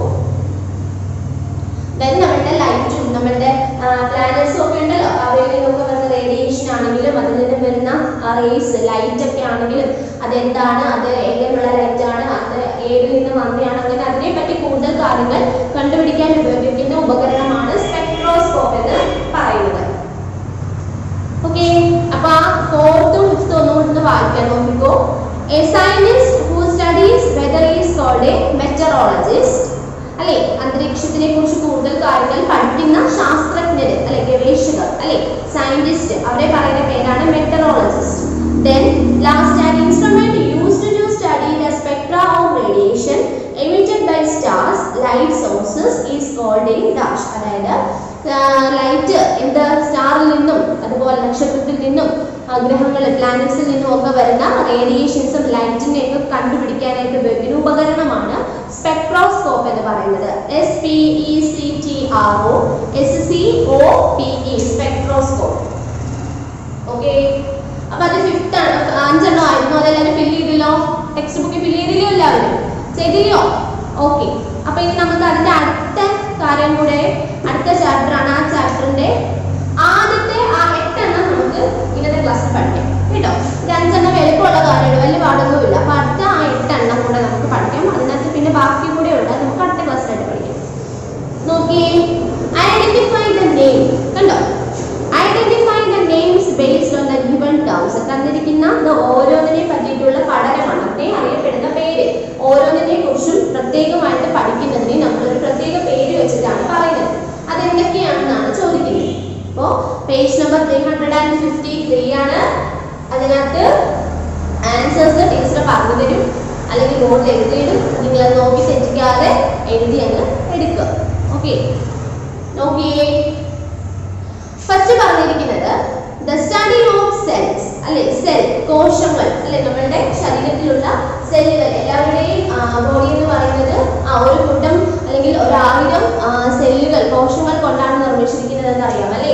അപ്പോ സ്റ്റഡി ഓഫ് സെൽസ്, കോശത്തെ പറ്റി മാത്രം പ്രത്യേകം പഠിക്കുന്നതിനെ നമ്മൾ എന്ത് പേരിലാണ് അറിയപ്പെടുന്നത് എന്നാണ് ചോദിക്കുന്നത്. Answer cytology. അപ്പോൾ എന്താണ് പറയുന്നത്? സെല്ലുകളെ കുറിച്ചുള്ള പഠനത്തിന് നമ്മൾ പറയുന്നതാണ് സൈറ്റോളജി. എന്താണ് cytology? CYTOLOGY cytology. Study of cells എന്ന് പറയുന്നത്, അതായത് സെല്ല്, കോശത്തിന്റെ മാത്രം അല്ലെങ്കിൽ അതിനെക്കുറിച്ചുള്ള പഠനം, അതിനെക്കുറിച്ച് കൂടുതൽ കാര്യങ്ങൾ പഠിക്കുന്നതിനെ നമ്മൾ അറിയപ്പെടുന്ന പേരാണ് സൈറ്റോളജി. CYTOLOGY cytology. ഫില്ല് പെൻസിലോട്ട് ഫില്ല് ചെയ്യേണ്ടത് നിങ്ങൾക്ക് താഴെ അതിന്റെ പിക്ചർ ഒക്കെ തന്നിട്ടുണ്ട്. ആദ്യം കണ്ട ഒരു വയലറ്റ് പോലെ കളറിലുള്ള കോശം, ആ കാണുന്നത് എന്താണ്? സെല്ലാണ് അല്ലേ. ഒരു മനുഷ്യന്റെ ഒരു ശരീരഭാഗത്തിൽ കുഞ്ഞൊരു, നമ്മുടെ കയ്യിൽ എവിടെയെങ്കിലും കുഞ്ഞിതാണ് തുമ്പ് ഭാഗത്ത് തന്നെ നോക്കുവാണെങ്കിൽ ആയിരക്കണക്കിന് കോശങ്ങളുണ്ടെന്നാണ് പറയുന്നത്. അപ്പോൾ ആ കോശത്തിന്റെ നമ്മള് മൈക്രോസ്കോപ്പ് ഒക്കെ വെച്ചാൽ നമുക്ക് കാണാൻ പറ്റത്തുള്ളൂ. ഓക്കെ, അപ്പൊ അതിനെ പറയുന്ന പേരാണ് ഇത് cytology. Second question, the study of insects അല്ലെ, പ്രാണികൾ. ഇൻസെക്ട്സ് എന്ന് പറഞ്ഞാൽ പ്രാണികൾ, കൊതുക്, ഈച്ച, അങ്ങനെയുള്ള കുഞ്ഞു കുഞ്ഞു പ്രാണികൾ അല്ലെ, ഇൻസെക്ട്. അപ്പൊ ആ പ്രാണികളെ പറ്റി, ഇൻസെക്ട്, ഓരോ ചെറിയ ചെറിയ പ്രാണികളെ കുറിച്ച് പ്രത്യേകം പഠിക്കുന്നതിനെയാണ്, പ്രത്യേകം പഠിക്കുന്ന ശാസ്ത്രശാഖയെ പറയുന്ന പേരാണ് എന്ത്? എൻറ്റമോളജി. എൻറ്റമോളജി. ENTOMOLOGY entomology. നിങ്ങൾക്ക് അവിടെ തന്നിട്ടുണ്ട് കണ്ടോ, താഴെ വശത്തായിട്ട് കണ്ടോ, കൊതുകോ ഈച്ചയോ പോലെ കണ്ടോ, അതാണ് entomology. ENTOMOLOGY entomology. Then third question, the study of earth. നമ്മുടെ ഭൂമിയെ പറ്റി പഠിക്കുന്ന ശാസ്ത്രശാഖ, നമ്മുടെ ഭൂമിയിലെ കാര്യങ്ങൾ കൂടുതൽ ഇനിയും പഠിക്കുന്ന ആ ഒരു ശാസ്ത്രശാഖ, അതിന്റെ ആ ഒരു പഠനം, അതിനെ പറയുന്ന പേര് എന്താണ്? Answer geology. GEOLOGY geology. അതിനകത്ത് തന്നിട്ടുണ്ട് ഭൂമിയിലെ ഓരോന്നിനെ പറ്റി, അതിന്റെ ശിലയാണെങ്കിലും മണ്ണാണെങ്കിലും അങ്ങനെ എല്ലാ കാര്യത്തിനെ പറ്റി പ്രത്യേകം പ്രത്യേകം പഠിക്കുന്നു. അതായത് ഭൂമിയെ പറ്റി പഠിക്കുന്നു. നമ്മുടെ ഭൂമിയെ പറ്റി പഠിക്കുന്ന ശാസ്ത്രശാഖയാണ് ജിയോളജി എന്ന് പറയുന്നത്. GEOLOGY geology. Okay, then for the study of stars and planets അല്ലേ, എന്താണ്? നക്ഷത്രത്തെ പറ്റിയും പ്ലാനറ്റ്സ്, ഗ്രഹങ്ങളെ പറ്റിയും പ്രത്യേകം പഠിക്കുന്ന ശാസ്ത്രശാഖയാണ് ആസ്ട്രോണോമി. ASTRONOMY astronomy. ഓക്കെ, അപ്പോ നാലെണ്ണം നമ്മൾ പറഞ്ഞു അല്ലേ. അപ്പൊ അതൊന്നുകൂടെ നോക്കിയേ. ഫസ്റ്റ് പറഞ്ഞത് ദ സ്റ്റഡി ഓഫ് സെൽസ് അല്ലെ, കോശത്തിനെ പറ്റിയിട്ട് പ്രത്യേകം പഠിക്കുന്നതിനെയാണ് നമ്മൾ എന്തെന്ന് പറയുന്നത്? Cytology. CYTOLOGY cytology. Second the study of insects, പ്രാണികളെ പറ്റി പഠിക്കുന്ന ഇൻസെക്ട് പ്രാണികളെ പറ്റി പഠിക്കുന്ന ശാസ്ത്രശാഖയാണ് entomology. ENTOMOLOGY entomology. Then third the study of earth, ഭൂമിയെ പറ്റി പ്രത്യേകം പഠിക്കുന്ന ശാസ്ത്രശാഖയാണ് geology. GEOLOGY geology. Then the study of stars and planets അല്ലെ, നക്ഷത്രത്തെ പറ്റിയും ഗ്രഹത്തെ പറ്റിയും പ്രത്യേകം പഠിക്കുന്ന ശാസ്ത്രമാണ് astronomy. ASTRONOMY astronomy. ഓക്കേ, നാല് കാര്യങ്ങളോട് ഫിൽ ചെയ്തല്ലോ, ടെക്സ്റ്റ് ബുക്കിൽ ഫിൽ ചെയ്തില്ലയോ? ബാക്കി നോക്കിക്കേ, ബാക്കി ഒരു നാലെണ്ണം കൂടി നമുക്ക് പഠിക്കാം അല്ലേ. നോക്കിയേ, അഞ്ചാമത്തേതാണ് ഞാൻ പറയാൻ പോകുന്നത് the study of virus അല്ലെ. വൈറസ് നമുക്ക് ഓരോ അസുഖങ്ങളും ഒക്കെ കൊണ്ടുവരുന്ന വൈറസ് അല്ലേ. അപ്പൊ ആ വൈറസിനെ പറ്റി ഉള്ള ഡീപ്പായിട്ടുള്ള സ്റ്റഡി അല്ലെ, വൈറസിനെ കുറിച്ച് കൂടുതൽ നന്നായിട്ട് ആഴത്തിൽ പഠിക്കുന്ന ആ പഠനം അല്ലെങ്കിൽ ആ ശാസ്ത്രശാഖയെ വിളിക്കുന്ന പേരാണ് വൈറോളജി. VIROLOGY virology. മറ്റേ അപ്പുറത്തെ പേജിലായിട്ട് നിങ്ങൾക്ക് അതിന്റെ പിക്ചർ ഒക്കെ തന്നിട്ടുണ്ട് കേട്ടോ, വൈറോളജി എന്ന് പറഞ്ഞോണ്ടൊക്കെ. നോക്കിക്കേ, എടുക്കുമ്പോൾ അറിയാൻ പറ്റും വൈറോളജി. ഇതാണ് കണ്ടോ, ഏറ്റവും ലാസ്റ്റ് ആയിട്ട് കണ്ടോ വൈറസ് പോലത്തെ ഒരു പിക്ചർ, വൈറോളജി കണ്ടോ. വൈറോളജി സ്പെല്ലിംഗ് തെറ്റിക്കാതെ നോക്കി എഴുതുക. ഇവിടെ എഴുതുന്നത് നിങ്ങൾക്ക് നന്നായിട്ട് കാണാൻ പറ്റുന്നുണ്ടെങ്കിൽ ആ ടെക്സ്റ്റ് ബുക്കിൽ തന്നിരിക്കുന്ന സ്പെല്ലിംഗ് നോക്കി തെറ്റിക്കാതെ പഠിക്കാം. VIROLOGY virology, study of virus. Then the study of birds, പക്ഷികളെ കുറിച്ചുള്ള പഠനം. പക്ഷികളെ കുറിച്ച് നല്ല രീതിയിൽ ഓരോ പക്ഷിയെ പറ്റിയിട്ട് പഠിക്കുന്ന ആ ശാസ്ത്രശാഖയെ പറയുന്ന പേരാണ് ഓർണിത്തോളജി. എന്താണ് ഓർണിത്തോളജി? ORNITHOLOGY ornithology. അതും അപ്പുറത്തെ പേജിലുണ്ട് താണ്ടി ഓർണിത്തോളജി. ഓർണിത്തോളജി ഉണ്ടോ? അപ്പോ സ്റ്റഡി ഓഫ് ദ ബേർഡ്സ്, പക്ഷികളെ കുറിച്ച് പഠിക്കുന്ന ശാസ്ത്രശാഖ എന്താണ്? ഓർണിത്തോളജി. ORNITHOLOGY ornithology. ഫിൽ ചെയ്തോ? Okay. Then the study of body parts, നമ്മുടെ ശരീര പാർട്സ്, നമ്മുടെ ശരീര അവയവങ്ങളെ കുറിച്ച്, നമ്മുടെ ശരീരത്തിലെ ഓരോ അവയവത്തെ പറ്റിയിട്ടുമുള്ള പഠനം എന്ത് പേരിലാണ് അറിയപ്പെടുന്നതെന്നാണ് ചോദിക്കുന്നത്. Answer anatomy. എന്താണ് അനാറ്റമി? നിങ്ങൾക്ക് അത് ആ പേജിൽ കാണിക്കും കണ്ടോ, ഒരു ബോഡി കണ്ടോ കാണിച്ചിട്ട് കണ്ടോ, anatomy. ANATOMY anatomy.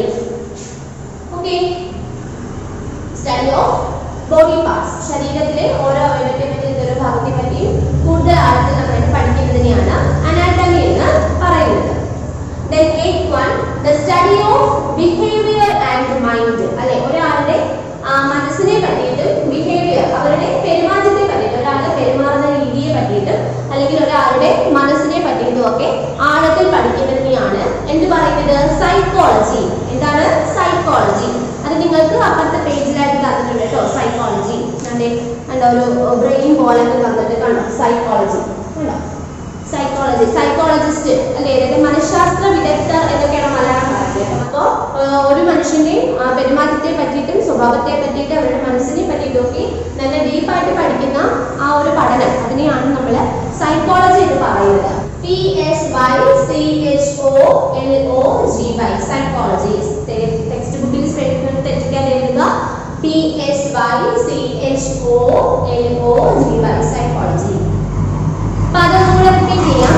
Fifth one the study of virus അല്ലെ, വൈറസിനെ പറ്റിയിട്ട് പഠിക്കുന്ന ശാസ്ത്രശാഖയാണ് വൈറോളജി. വൈറോളജി രണ്ടും തമ്മിൽ അങ്ങോട്ടും ഇങ്ങോട്ടും കമ്പയർ ചെയ്ത് പഠിക്കുന്നത്. വൈറസ് VIR ആണ്, വൈറോളജിക്കും അത് VIR ആണ് അല്ലേ. അപ്പോൾ തെറ്റിപ്പോയി. Study of virus virology. Then study of birds അല്ലെ, പക്ഷികളെ പറ്റിയിട്ടുള്ള പഠനമാണ് ornithology. ORNITHOLOGY ornithology. Then the study of body parts അല്ലെ, ശരീരത്തിലെ ഓരോ അവയവത്തെ പറ്റി ഓരോ ഭാഗത്തെ പറ്റിയിട്ട് പഠിക്കുന്ന പഠനമാണ് എന്തെന്ന് പറയുന്നത്? Anatomy. ANATOMY anatomy. Then the study of behavior and mind ഒരാളുടെ സ്വഭാവത്തെ പറ്റിയിട്ടും അവരുടെ മനസ്സിനെ പറ്റിയിട്ടും കൂടുതൽ ആഴത്തിൽ നന്നായിട്ട് പഠിപ്പിക്കുന്നതിനാണ് എന്തെന്ന് പറയുന്നത് സൈക്കോളജി. PSYCHOLOGY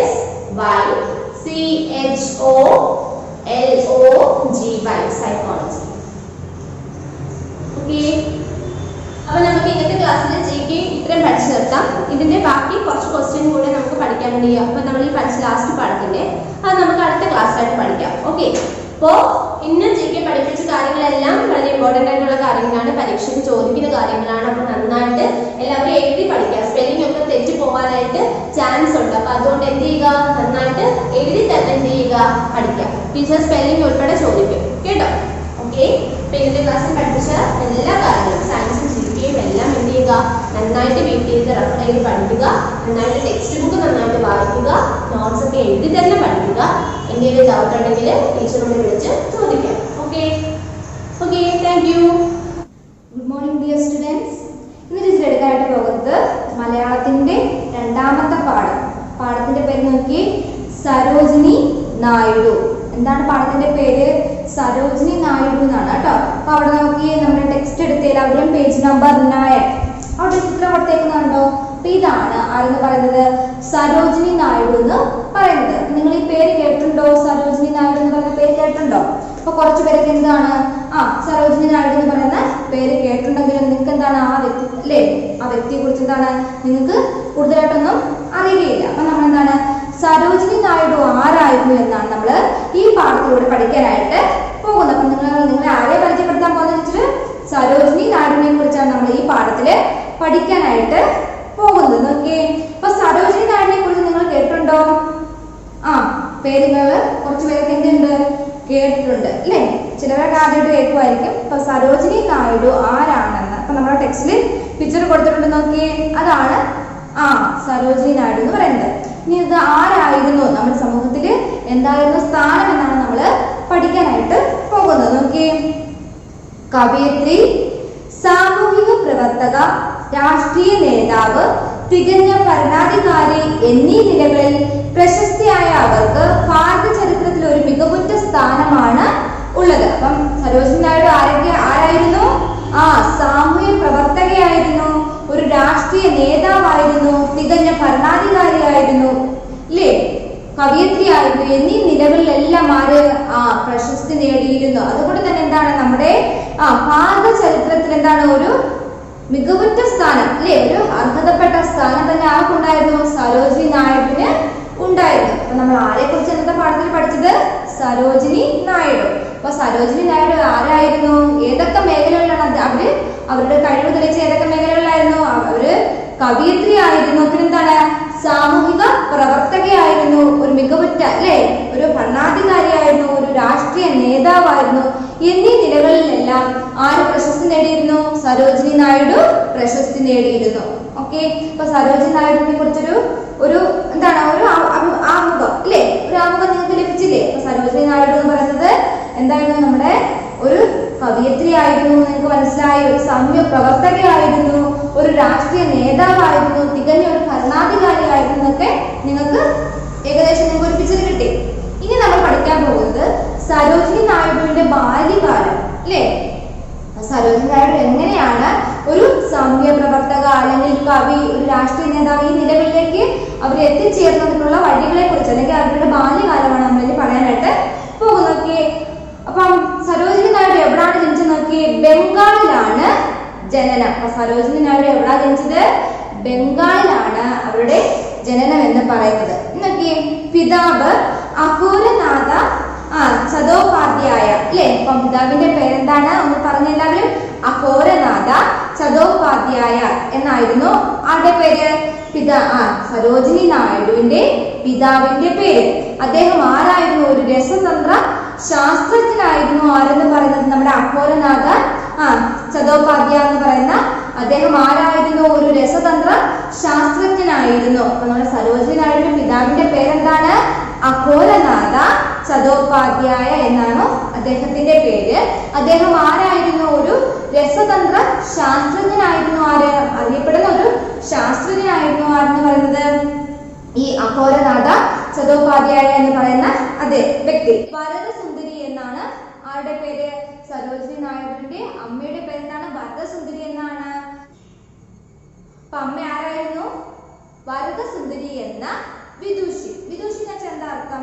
അതായത് ബുദ്ധിവൈഭവമുള്ള അല്ലെങ്കിൽ ബുദ്ധിസാമർത്ഥ്യമുള്ള കഴിവുള്ള ഒരു സ്ത്രീ എന്ന രീതിയിൽ ആര് പ്രശസ്തിയായിരുന്നു? ആരെന്ന് പറയുന്നത് ഈ സരോജിനി നായിഡുവിന്റെ അമ്മ. അമ്മയുടെ പേരെന്താണ്?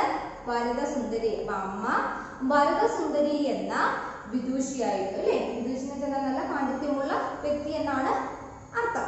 ഓക്കെ, അടുത്ത പിതാവിന്റെ ജോലി ഹൈദരാബാദിലായതിനാൽ സരോജിനി ദേവിയുടെ ബാല്യകാലം ഹൈദരാബാദിലാണ് കഴിച്ചുകൂട്ടിയത് അല്ലെ. പിതാവിന്റെ ജോലി എവിടെ ആയിരുന്നു? നമ്മുടെ യശവന്ത ശാസ്ത്രജ്ഞനായിരുന്നു. പേരെന്തായിരുന്നു? അഘോരനാഥ ചതോപാധ്യായ. അപ്പൊ അദ്ദേഹത്തിന്റെ ജോലി എവിടെ ആയിരുന്നു? ഹൈദരാബാദിലായതിനാൽ സരോജിനി നായിഡുവിന്റെ കുട്ടിക്കാലം അവർ ചിലവഴിച്ചത് എവിടാണ്? ഹൈദരാബാദിലാണ്. ജനിച്ചത് എവിടാണ്? ബംഗാളിലാണെങ്കിലും അവരുടെ കുട്ടിക്കാലം ചിലവഴിച്ചത് എവിടാണ്? ഹൈദരാബാദിലാണ് ചിലവഴിച്ചത്. നോക്കിയേ, 12ാമത്തെ വയസ്സിൽ സരോജിനി മെട്രിക്കുലേഷൻ പരീക്ഷ 1ാം റാങ്കോടെ പാസ്സായി. 16ാമത്തെ വയസ്സിൽ ഉപരിപഠനത്തിനായി ഇംഗ്ലണ്ടിലേക്ക് പോയി അല്ലേ. അപ്പൊ എന്താണ്? 12ാമത്തെ വയസ്സിൽ എന്താണ് മെട്രിക്കുലേഷൻ പരീക്ഷ 1ാം റാങ്കോടെ ആര് പാസ്സായി? നമ്മുടെ സരോജിനി നായിഡു പാസ്സായി. മെട്രിക്കുലേഷൻ എക്സാം എന്ന് വെച്ചാൽ എന്താണ്? ഉപരിപഠനത്തിനായിട്ട് നമ്മുടെ യൂണിവേഴ്സിറ്റിയിലൊക്കെ പ്രവേശനത്തിന് നമുക്ക് പ്രവേശനത്തിനായിട്ടുള്ള ഒരു എക്സാം ആണെന്ന് പറയുന്നത് മെട്രിക്കുലേഷൻ എന്ന് പറയുന്നത് കേട്ടോ. ഉപരിപഠനത്തിനായിട്ട് എന്ത് ചെയ്യുന്ന 12ാമത്തെ വയസ്സിൽ എന്ത് ചെയ്തു? സരോജിനി നായിഡു മെട്രിക്കുലേഷൻ പരീക്ഷ 1ാം റാങ്കോടെ പാസ്സായി.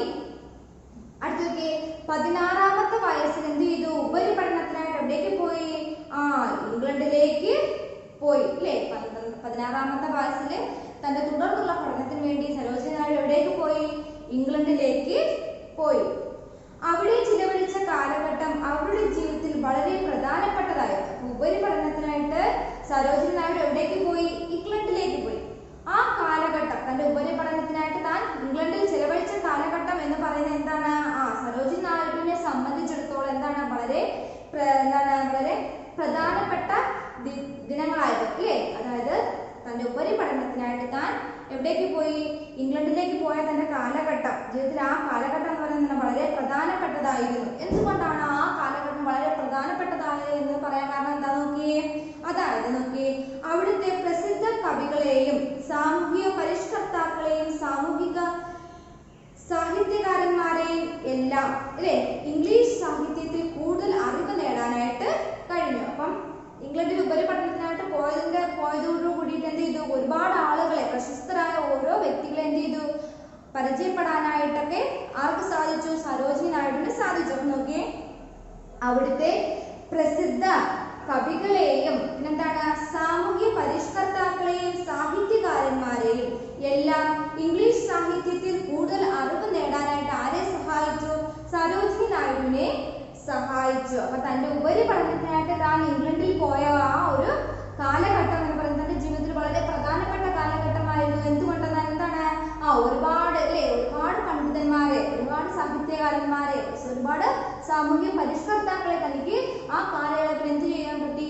അതവരെ പരിചയപ്പെടാനും അവരെ കുറിച്ച് അറിയുവാനും പിന്നെന്താണ് അതുപോലെ തന്നെ ഇംഗ്ലീഷ് സാഹിത്യത്തിൽ കൂടുതൽ അറിവ് നേടാനും ആർക്ക് സാധിച്ചു? ഈ സരോജിനി നായിഡുവിന് സാധിച്ചു. അടുത്തൊക്കെ ഇംഗ്ലണ്ടിൽ നിന്ന് തിരിച്ചെത്തിയ സരോജിനി ദേവി ഒരു കവയിത്രി എന്ന നിലയിൽ വളരെ പെട്ടെന്ന് എന്തായി? പ്രശസ്തിയായി. എന്ത് ചെയ്തു? ഇംഗ്ലണ്ടിൽ നിന്ന് തന്റെ പഠനമൊക്കെ പൂർത്തിയായി ആര് തിരിച്ചെത്തി? നമ്മുടെ സരോജിനി നായിഡു തിരിച്ചെത്തി. അപ്പൊ ഇംഗ്ലണ്ടിൽ നിന്ന് തിരിച്ചെത്തിയ സരോജിനി ദേവി ഒരു കവയിത്രി എന്ന നിലയിൽ വളരെ പെട്ടെന്ന് എന്ത് ചെയ്തു? പ്രശസ്തിയായി അല്ലേ. ഒരു കവയിത്രി എന്ന നിലയിലാണ് ആദ്യമായിട്ട് ആര് പ്രശസ്തിയാവുന്നത്? നമ്മുടെ സരോജിനി ദേവി പ്രശസ്തിയാവുന്നത്. അപ്പൊ ഇംഗ്ലണ്ടിൽ നിന്ന് തിരിച്ചെത്തിയ സരോജിനി ദേവി ഒരു കവയിത്രി എന്ന നിലയിൽ വളരെ പെട്ടെന്ന് എന്തായി? പ്രശസ്തിയായി. ഇംഗ്ലീഷ് സാഹിത്യത്തിലെ നാഴികക്കല്ലുകളായ ഈ കവിതകൾ സരോജിനി ദേവി ഇന്ത്യയിലെ വാനമ്പാടി എന്ന പേരിൽ പേരർഹയാക്കി. അപ്പൊ നമ്മുടെ ഇന്ത്യയിലെ വാനമ്പാടി എന്ന പേരിൽ അറിയപ്പെടുന്ന ആരാണ്? സരോജിനി നായിഡു അല്ലേ. സരോജിനി നായിഡുവിനെയാണ് നമ്മൾ എന്തറിയപ്പെടുന്നത്? ഇന്ത്യയിലെ വാനമ്പാടി എന്ന് അറിയപ്പെടുന്ന ആരാണ്? സരോജിനി നായിഡു അല്ലേ. അപ്പൊ എന്താണ് നോക്കി, ഇംഗ്ലണ്ടിൽ നിന്ന് തിരിച്ചെത്തിയ സരോജിനി ദേവി എന്തായി മാറി? ഒരു കവയിത്രി എന്ന നിലയിൽ വളരെ പെട്ടെന്ന് തന്നെ എന്തായി? പ്രശസ്തിയായി മാറി. ഇംഗ്ലീഷ് സാഹിത്യത്തിലെ നാഴികക്കല്ലുകളായ ഈ കവിതകൾ സരോജിനി ദേവി എന്ത് ചെയ്തു? ഇന്ത്യയിലെ വാനമ്പാടി അവരെ പിന്നെന്ത് അവരുടെ കവിതകൾ എന്ത് ചെയ്തു, അവരെ പ്രശസ്തമാക്കിയതോടെ അവർക്ക് ഏത് പേര് ലഭിച്ചു, ഇന്ത്യയിലെ വാനമ്പാടി എന്ന പേര് ലഭിക്കാനായിട്ട് കാരണമായി. അടുത്ത നോക്കി, അധികം വൈകാതെ സരോജിനി ദേവി എന്ത് ചെയ്തു, തന്റെ പഠനം പൂർത്തിയായി തന്റെ കവയിത്രിയായിട്ട് മാറിയില്ലേ. അതിനുശേഷം എന്താണ് സംഭവിച്ചത്, അധികം വൈകാതെ സരോജിനി ദേവി എന്ത് ചെയ്തു, വിവാഹിതയായി അല്ലേ. സരോജിനി നായിഡു എന്ത് ചെയ്തു, ഒരു വിവാഹിതയായി വെച്ചാൽ വിവാഹം കഴിച്ചു എന്നർത്ഥം കേട്ടോ. മിശ്ര വിവാഹമായിരുന്നു അവരുടേത്. മിശ്ര വിവാഹം എന്ന് വെച്ചാൽ എന്താ അർത്ഥം, രണ്ട് മതത്തിൽപ്പെട്ടവർ തമ്മിൽ വിവാഹം കഴിക്കുന്നതിനാണ് നമ്മൾ എന്ത് പറയുന്നത്, മിശ്ര വിവാഹം എന്ന് പറയുന്നത്. രണ്ട് മതത്തിൽപ്പെട്ട ആളുകൾ തമ്മിലുള്ള വിവാഹത്തെയാണ് നമ്മൾ എന്തെന്ന് വിളിക്കുന്നത്, മിശ്ര വിവാഹം. അപ്പം നമ്മുടെ സരോജിനി നായിഡുവിന്റെ എന്ത് വിവാഹമായിരുന്നു, ഒരു മിശ്ര വിവാഹമായിരുന്നു. നോക്കി, വരൻ ഹൈദരാബാദുകാരനും അബ്രാഹ്മണനുമായിരുന്നു. അപ്പം വരൻ എന്ന് പറയുന്നത് ആരായിരുന്നു, ഹൈദരാബാദുകാരനായിരുന്നു. പിന്നെ ആരായിരുന്നു, അബ്രാഹ്മണനായിരുന്നു. എന്നുവെച്ചാൽ ബ്രാഹ്മണ അല്ലായിരുന്നു കേട്ടോ, ബ്രാഹ്മണനല്ലാത്ത ജാതിപ്പെട്ടതായതുകൊണ്ട് എന്താ പറയുന്നത്, അബ്രാഹ്മണനായിരുന്നു എന്ന് പറഞ്ഞത്. നോക്കിയേ, വിവാഹം കഴിഞ്ഞതോടെ സരോജിനി നായിഡു എന്ന പേരിൽ അറിയപ്പെട്ടു. അപ്പൊ അതിനു മുമ്പ് എങ്ങനെയാണ്, സരോജിനി ദേവി എന്ന പേരിലാണ് ആരെ അറിയപ്പെട്ടത്, നമ്മള് സരോജിനി നായിഡുവിനെ അറിയപ്പെട്ടത്. വിവാഹ ശേഷമാണ് സരോജിനി ദേവി എന്തായിട്ട് മാറിയത്, സരോജിനി നായിഡു ആയിട്ട് മാറിയത്. അപ്പൊ വിവാഹശേഷം സരോജിനി ദേവി എന്ന കവയിത്രി ആരായിട്ട് മാറി, സരോജിനി നായിഡു എന്ന പേരിൽ അറിയപ്പെട്ടു. രാഷ്ട്രത്തിന്റെ ഉന്നമനത്തിനും മോചനത്തിനും വേണ്ടിയാണ് പിന്നീടുള്ള കാലം മുഴുവൻ സരോജിനി നായിഡു ചിലവഴിച്ചത്. തന്റെ വിവാഹശേഷമുള്ള തന്റെ പിന്നീടുള്ള കാലഘട്ടം കൂടുതലായിട്ടും അത് അവര് ചിലവഴിച്ച് എന്തിനു വേണ്ടിയിട്ടായിരുന്നു, തന്റെ രാഷ്ട്രത്തിന്റെ ഉന്നമനത്തിനും മോചനത്തിനും വേണ്ടിയാണ് പിന്നീടുള്ള കാലം എന്ത് ചെയ്യുന്നത്, സരോജിനി നായിഡു ചിലവഴിച്ചത്. അപ്പൊ എന്തിനൊക്കെ വേണ്ടിയിട്ടാണ് തന്റെ പിന്നീടുള്ള കാലം ചിലവഴിച്ചത്, എന്തിനു വേണ്ടിയിട്ടായിരുന്നു, രാഷ്ട്രത്തിന്റെ ഉന്നമനത്തിനും മോചനത്തിനും വേണ്ടിയാണ് പിന്നീടുള്ള കാലം മുഴുവൻ സരോജിനി നായിഡു ചിലവഴിച്ചത്. അവരെ രാഷ്ട്രീയ രംഗത്ത് എത്തിച്ചത് ആരാണെന്ന് അറിയാമോ, ഗോപാലകൃഷ്ണ ഗോഖലെ ആയിരുന്നു. സരോജിനി നായിഡുവിനെ എവിടെ കൊണ്ടുവന്നത്, രാഷ്ട്രീയ രംഗത്തേക്ക് അല്ലെ. രാഷ്ട്രീയ രംഗത്തേക്ക് സരോജിനി നായിഡുവിനെ കൊണ്ടുവരുന്ന ആരാണ്, ഗോപാലകൃഷ്ണ ഗോഖലെ ആയിരുന്നു. അടുത്തേക്ക്, ബ്രിട്ടീഷുകാരുടെ ദുർഭരണത്തിനെതിരെ നിസ്സഹരണ സമരമുറ ആവിഷ്കരിച്ചപ്പോൾ സരോജിനി നായിഡു അതിന്റെ മുൻനിരയിൽ തന്നെ നിലയുറപ്പിച്ചു. അപ്പൊ നമ്മൾ ആ സമയം സരോജിനി നായിഡുവിന്റെ ഒക്കെ ആ ഒരു സമയം എന്ന് പറയുന്നത് നമ്മുടെ ഇന്ത്യയിൽ സ്വാതന്ത്ര്യ സമരം നടക്കുന്ന കാലഘട്ടമാണ് അല്ലെ. സ്വാതന്ത്ര്യ സമരമൊക്കെ നിങ്ങൾക്ക് അറിയാമല്ലോ, നമുക്ക് സ്വാതന്ത്ര്യം കിട്ടാൻ വേണ്ടിയിട്ടുള്ള അല്ലെ ബ്രിട്ടീഷുകാർക്കെതിരെയുള്ള പോരാട്ടമായിരുന്നു. അപ്പൊ ആ ഒരു കാലഘട്ടത്തില് എന്തായിരുന്നു, സരോജിനി നായിഡുവിനെ ആ ഒരു സമരത്തിലേക്ക് അല്ലെങ്കിൽ ആ ഒരു രാഷ്ട്രീയത്തിലേക്ക് കൊണ്ടുവന്ന ആരായിരുന്നു, ഗോപാലകൃഷ്ണ ഗോഖലെ ആയിരുന്നു. ബ്രിട്ടീഷുകാരുടെ ദുർഭരണത്തിനെതിരെ എന്തൊരു സമരമായി, നിസ്സഹരണ സമരം അല്ലെ. നിസ്സഹരണ സമരമുറ ആവിഷ്കരിച്ചപ്പോൾ സരോജിനി നായിഡു എന്ത് ചെയ്തു, അതിന്റെ മുൻനിരയിൽ തന്നെ സ്ത്രീകൾക്കും നേതൃത്വം നൽകിക്കൊണ്ട് അതിന്റെ മുൻനിരയിൽ തന്നെ പ്രവർത്തിച്ചു. ആഹ്വാനം കേട്ട് ധാരാളം സ്ത്രീകൾ സ്വാതന്ത്ര്യ സമരത്തില് പങ്കെടുത്തു അല്ലെ. സരോജിനി നായിഡുവിന്റെ ആഹ്വാനം അല്ലെ, സ്വാതന്ത്ര്യ സമരത്തോടുള്ള അവരുടെ ആവേശം കണ്ടിട്ട് എന്ത് ചെയ്തു, ഒരുപാട് സ്ത്രീകൾ എന്ത് ചെയ്തു, സ്വാതന്ത്ര്യ സമരത്തില് പങ്കുചേർന്നു. അപ്പൊ നോക്കിയേ, രാഷ്ട്രത്തിന്റെ ഉന്നമനത്തിനും മോചനത്തിനും വേണ്ടിയാണ് പിന്നീടുള്ള കാലം മുഴുവൻ സരോജിനി നായിഡു ചിലവഴിച്ചത്. അവരെ രാഷ്ട്രീയ രംഗത്ത് എത്തിച്ചത് ഗോപാലകൃഷ്ണ ഗോഖലെ ആയിരുന്നു. ബ്രിട്ടീഷുകാരുടെ ദുർഭരണത്തിനെതിരെ നിസ്സഹരണ സമരമുറ ആവിഷ്കരിച്ചപ്പോൾ സരോജിനി നായിഡു അതിന്റെ മുൻനിരയിൽ തന്നെ നിലയുറപ്പിച്ചു. അവരുടെ ആഹ്വാനം കേട്ട് ധാരാളം സ്ത്രീകൾ എന്ത് ചെയ്തു, സമര രംഗത്തേക്ക് അല്ലെ, സ്വാതന്ത്ര്യ സമര രംഗത്തേക്ക് കടന്നു വന്നു.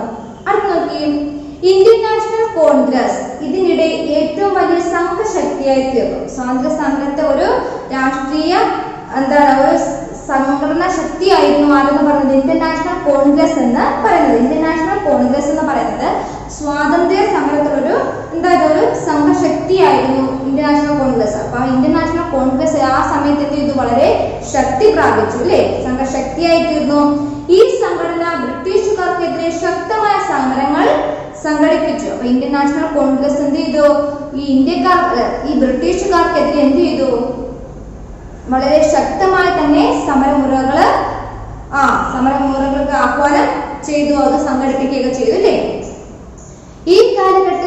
ഈ കാലഘട്ടത്തിൽ സരോജിനി നായിഡു ഇന്ത്യൻ നാഷണൽ കോൺഗ്രസിന്റെ നേതൃത്വ പദം അലങ്കരിക്കുകയുണ്ടായി അല്ലെ. ഇന്ത്യൻ നാഷണൽ കോൺഗ്രസിന്റെ നേതൃത്വ പദം അലങ്കരിക്കുകയുണ്ടായി. ആരാണ്, സരോജിനി നായിഡു. ഇന്ത്യൻ നമ്മുടെ ഇന്ത്യൻ നാഷണൽ കോൺഗ്രസ് ശക്തി പ്രാപിക്കുന്ന ആ സമയത്ത് എന്ത് ചെയ്തിരുന്നു? സരോജിനി നായിഡു ഇന്ത്യൻ നാഷണൽ കോൺഗ്രസിന്റെ നേതൃത്വ പദം അല്ലെ എന്താണ് അതിന്റെ അധ്യക്ഷ സ്ഥാനം അല്ലെ നേതൃത്വ പദം തന്നെ അതിനെ അലങ്കരിക്കുകയുണ്ടായി. അടുത്ത നോക്കി, ഭാരത സ്ത്രീകളുടെ പുരോഗതിക്ക് വേണ്ടി പ്രയത്നിക്കേണ്ടത് തന്റെ ചുമതലയാണെന്ന് അവർ വിശ്വസിച്ചു. അപ്പൊ സരോജിനി നായിഡു എന്താണ്? ഭാരതീയ സ്ത്രീകളുടെ ഉന്നമനത്തിനായിട്ട് അല്ലെ അത് തന്റെ കർത്തവ്യമാണെന്ന് ആര് ഉറച്ചു വിശ്വസിച്ചിരുന്നു? സരോജിനി നായിഡു. അതായത് പണ്ട് കാലത്ത് സ്ത്രീകൾക്ക് ഒന്നിനുമുള്ള എന്താണ് സ്വാതന്ത്ര്യം ഉണ്ടായിരുന്നില്ല അല്ലേ? സ്ത്രീകള് വീട്ടിലെ അടിമകളെ പോലെ കഴിയുന്ന കാലമായിരുന്നു സ്വാതന്ത്ര്യ സമരത്തിന് മുമ്പുള്ള ആ കാലഘട്ടം എന്ന് പറയുന്നത്. അപ്പൊ സ്വാതന്ത്ര്യം കിട്ടിയതോടാണ് എന്ത് ഇത് സ്ത്രീകൾക്ക് എന്താണ് ഉന്നമനമൊക്കെ ഉണ്ടാവുന്നത്. അപ്പൊ ഈ ഭാരതത്തിലെ സ്ത്രീകളുടെ പുരോഗതിക്ക് വേണ്ടിയിട്ട് പ്രയത്നിക്കേണ്ടത് തന്റെ ചുമതലയാണെന്ന് ആര് വിശ്വസിച്ചിരുന്നു? ഉറച്ചു വിശ്വസിച്ചിരുന്നു? സരോജിനി നായിഡു വിശ്വസിച്ചിരുന്നു. ലോകത്തിന്റെ പുരോഗതി സ്ത്രീകളുടെ പുരോഗതിയെ ആശ്രയിച്ചിരിക്കുന്നു എന്ന് പലപ്പോഴും പ്രസ്താവിച്ചിട്ടുണ്ട് അല്ലേ? സരോജിനി നായിഡു പണ്ട് മുതലേ എന്തുണ്ട് പ്രസ്താവിച്ചിട്ടുള്ള ഒരു കാര്യമാണ്. അതായത് നമ്മുടെ ലോകത്തിന്റെ പുരോഗതി എന്ന് പറയുന്നത് സ്ത്രീകളുടെ പുരോഗതിയെ ആശ്രയിച്ചിരിക്കുന്നു. അപ്പം നമ്മുടെ രാജ്യം അല്ലെ ഇന്ത്യയുടെ അതിന്റെ പുരോഗതി എത്തണം എന്ത് ചെയ്യണം? പുരുഷന്മാർ മാത്രമല്ല സ്ത്രീകളും ഒരേ രീതിയിൽ എന്ത് ചെയ്യണം? മുൻപന്തിയിൽ എത്തണം എന്ന് ആര് ഉറച്ചു വിശ്വസിച്ചിരുന്നു? നമ്മുടെ സരോജിനി നായിഡു ഉറച്ചു വിശ്വസിച്ചിരുന്നു. ഗാന്ധിജിയും ടാഗോറും ആവിഷ്കരിച്ച വനിതാ ക്ഷേമ പരിപാടി പ്രാവർത്തികമാക്കാൻ സരോജിനി നായിഡു കാര്യമായ പങ്ക് വഹിച്ചു. അതായത് ഗാന്ധിജിയും ടാഗോറും ആവിഷ്കരിച്ച വനിതാ ക്ഷേമ പരിപാടി അല്ലേ? ഇപ്പൊ ഗാന്ധിജിയും ടാഗോറും കൂടെ ചേർന്ന് എന്ത് പരിപാടിയാണ്? വനിതകളുടെ ക്ഷേമത്തിന് വേണ്ടിയിട്ട് വനിതാ ക്ഷേമ പദ്ധതി നടപ്പിലാക്കി. അപ്പൊ ഈ പദ്ധതി എന്താണ് പ്രാവർത്തികമാക്കാൻ അല്ലെ നടപ്പിലാക്കാൻ വേണ്ടിയിട്ട് എന്ത് ചെയ്തു? സരോജിനി നായിഡു കാര്യമായിട്ടുള്ള പങ്ക് തന്നെ വഹിച്ചിട്ടുണ്ട്. അപ്പൊ സ്ത്രീകളുടെ ഉന്നമനത്തിനായിട്ട് ഗാന്ധിജിയും പിന്നെ ആരാണ്? ടാഗോറും ആവിഷ്കരിച്ച ഏത് പദ്ധതിയാണ്? വനിതാ ക്ഷേമ പരിപാടി അല്ലെ?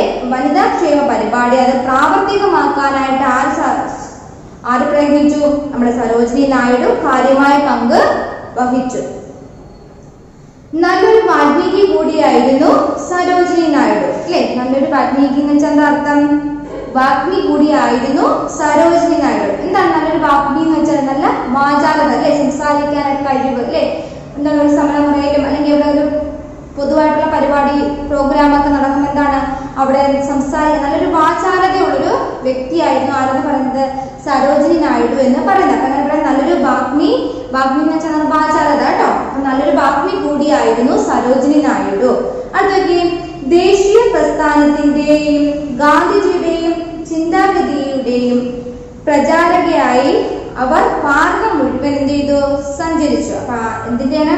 ദേശീയ പ്രസ്ഥാനത്തിന്റെയും ഗാന്ധിജിയുടെ ചിന്താഗതികളെ അല്ലേ അതെന്താണ് നമ്മുടെ ഭാരതം മുഴുവൻ ആളുകളിലേക്ക് എത്തിക്കാൻ വേണ്ടിയിട്ട് എന്ത് ചെയ്തു? അവര് നമ്മുടെ ഭാരതം മുഴുവൻ എന്ത് ചെയ്തു? അവര് സഞ്ചരിച്ചു.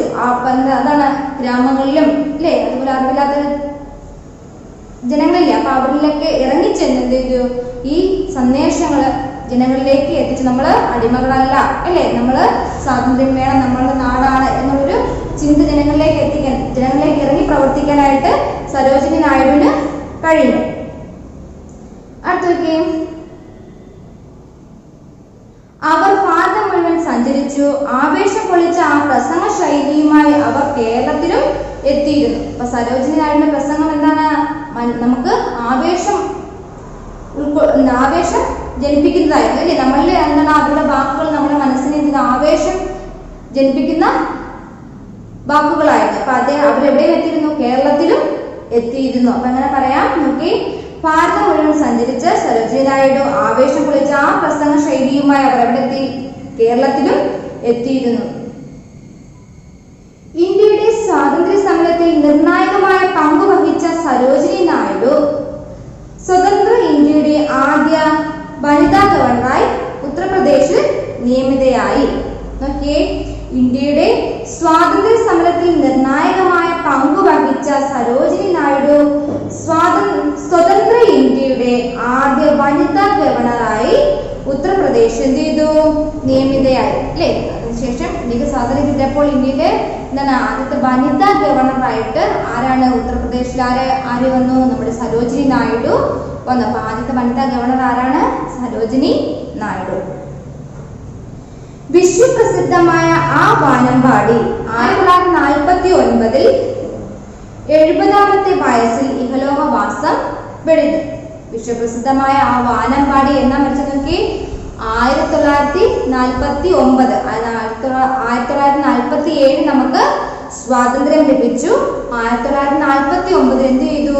നമ്മുടെ 70ാമത്തെ വയസ്സിൽ നമ്മുടെ വാനമ്പാടിയായ സരോജിനി നായിഡു എന്ത് ചെയ്തു? ഇഹലോകവാസം വെടിഞ്ഞു. ഇഹലോകവാസം വെടിയാന്ന് വെച്ചാൽ എന്താണ് അർത്ഥം? മരണപ്പെട്ടു എന്നാണ് അർത്ഥം കേട്ടോ. അപ്പൊ നോക്കി, വിശ്വപ്രസിദ്ധമായ ആ വാനമ്പാടി 1949 70ാമത്തെ വയസ്സിൽ എന്ത് ചെയ്തു? ഇഹലോകവാസം വെടിഞ്ഞു. ഓക്കെ, ഈ പാഠം ഇഷ്ടപ്പെട്ട എല്ലാവർക്കും? അപ്പൊ നമ്മൾ ആരെ കുറിച്ചാണ് പഠിച്ചത്? സരോജിനി നായിഡുവിനെ കുറിച്ച് അല്ലേ? അപ്പൊ സരോജിനി നായിഡു എവിടെ ജനിച്ചത്? ബംഗാളിൽ അല്ലേ? പിന്നെന്താണ്? തന്റെ പിതാവിന്റെ ജോലി സംബന്ധമായിട്ട് അവർ എവിടേക്ക് പോയി? ഹൈദരാബാദിലേക്ക് പോയി. പിന്നെ തുടർന്നുള്ള പഠനത്തിനായിട്ട് അവര് ഇംഗ്ലണ്ടിലേക്ക് പോയി. അവിടെ വെച്ചിട്ട് എന്താണ്? ഒരുപാട് രാഷ്ട്രീയ നേതാക്കന്മാരെയും കവയിത്രികളെയൊക്കെ അവർക്ക് പരിചയപ്പെടാനായിട്ട് സാധിച്ചു. അങ്ങനെ അവരുടെ ജീവിതത്തിൽ എന്ത് ചെയ്തു?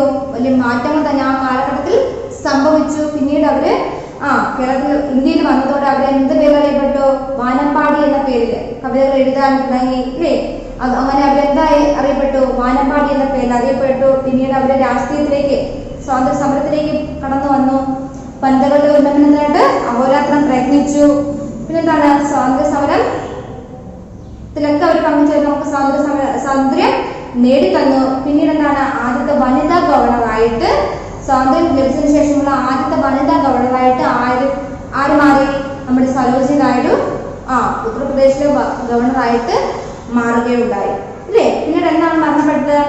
1949 സരോജിനി നായിഡു ഇഹലോകവാസം വെടിഞ്ഞത്. അപ്പൊ ഇത്രയും കാര്യങ്ങൾ മനസ്സിലായല്ലോ. അപ്പൊ ആരൊക്കെയായിരുന്നു നമ്മുടെ സരോജിനി നായിഡു? കവയിത്രി, സാമൂഹിക പ്രവർത്തക, രാഷ്ട്രീയ നേതാവ്, തികഞ്ഞ ഭരണാധികാരി എന്നീ നിലകളിൽ മികവുറ്റ സ്ഥാനമാണ് ആർക്കുള്ളത്? സരോജിനി നായിഡുവിന് ഉള്ളത്. അപ്പൊ ഈ പാഠം എല്ലാവർക്കും മനസ്സിലായോ? അപ്പൊ എല്ലാവരും എന്ത് ചെയ്യാം? ടെക്സ്റ്റ് നന്നായിട്ട് റീഡ് ചെയ്യാം കേട്ടോ. അപ്പൊ അത് നിങ്ങൾക്ക് സരോജിനി നായിഡുവിനെ കുറിച്ച് വായിച്ച് നിങ്ങൾക്ക് മനസ്സിലാവണം. എന്ത് ചെയ്യണം? നിങ്ങൾ നന്നായിട്ട് ടെക്സ്റ്റ് വായിച്ച് സൈൻ ചെയ്തായിരിക്കും കേട്ടോ. നോട്ട്സ് ടീച്ചർ അടുത്ത ക്ലാസ്സിൽ പറഞ്ഞു തരും. അതിനുശേഷം നിങ്ങൾ നോട്ട്സ് എഴുതിയാൽ മതി. അപ്പം എന്ത് ചെയ്യുക? ഹോംവർക്കായിട്ട് ടെക്സ്റ്റ് 2 times റീഡ് ചെയ്ത് സൈൻ ചെയ്ത് അയക്കുക. Okay, thank you.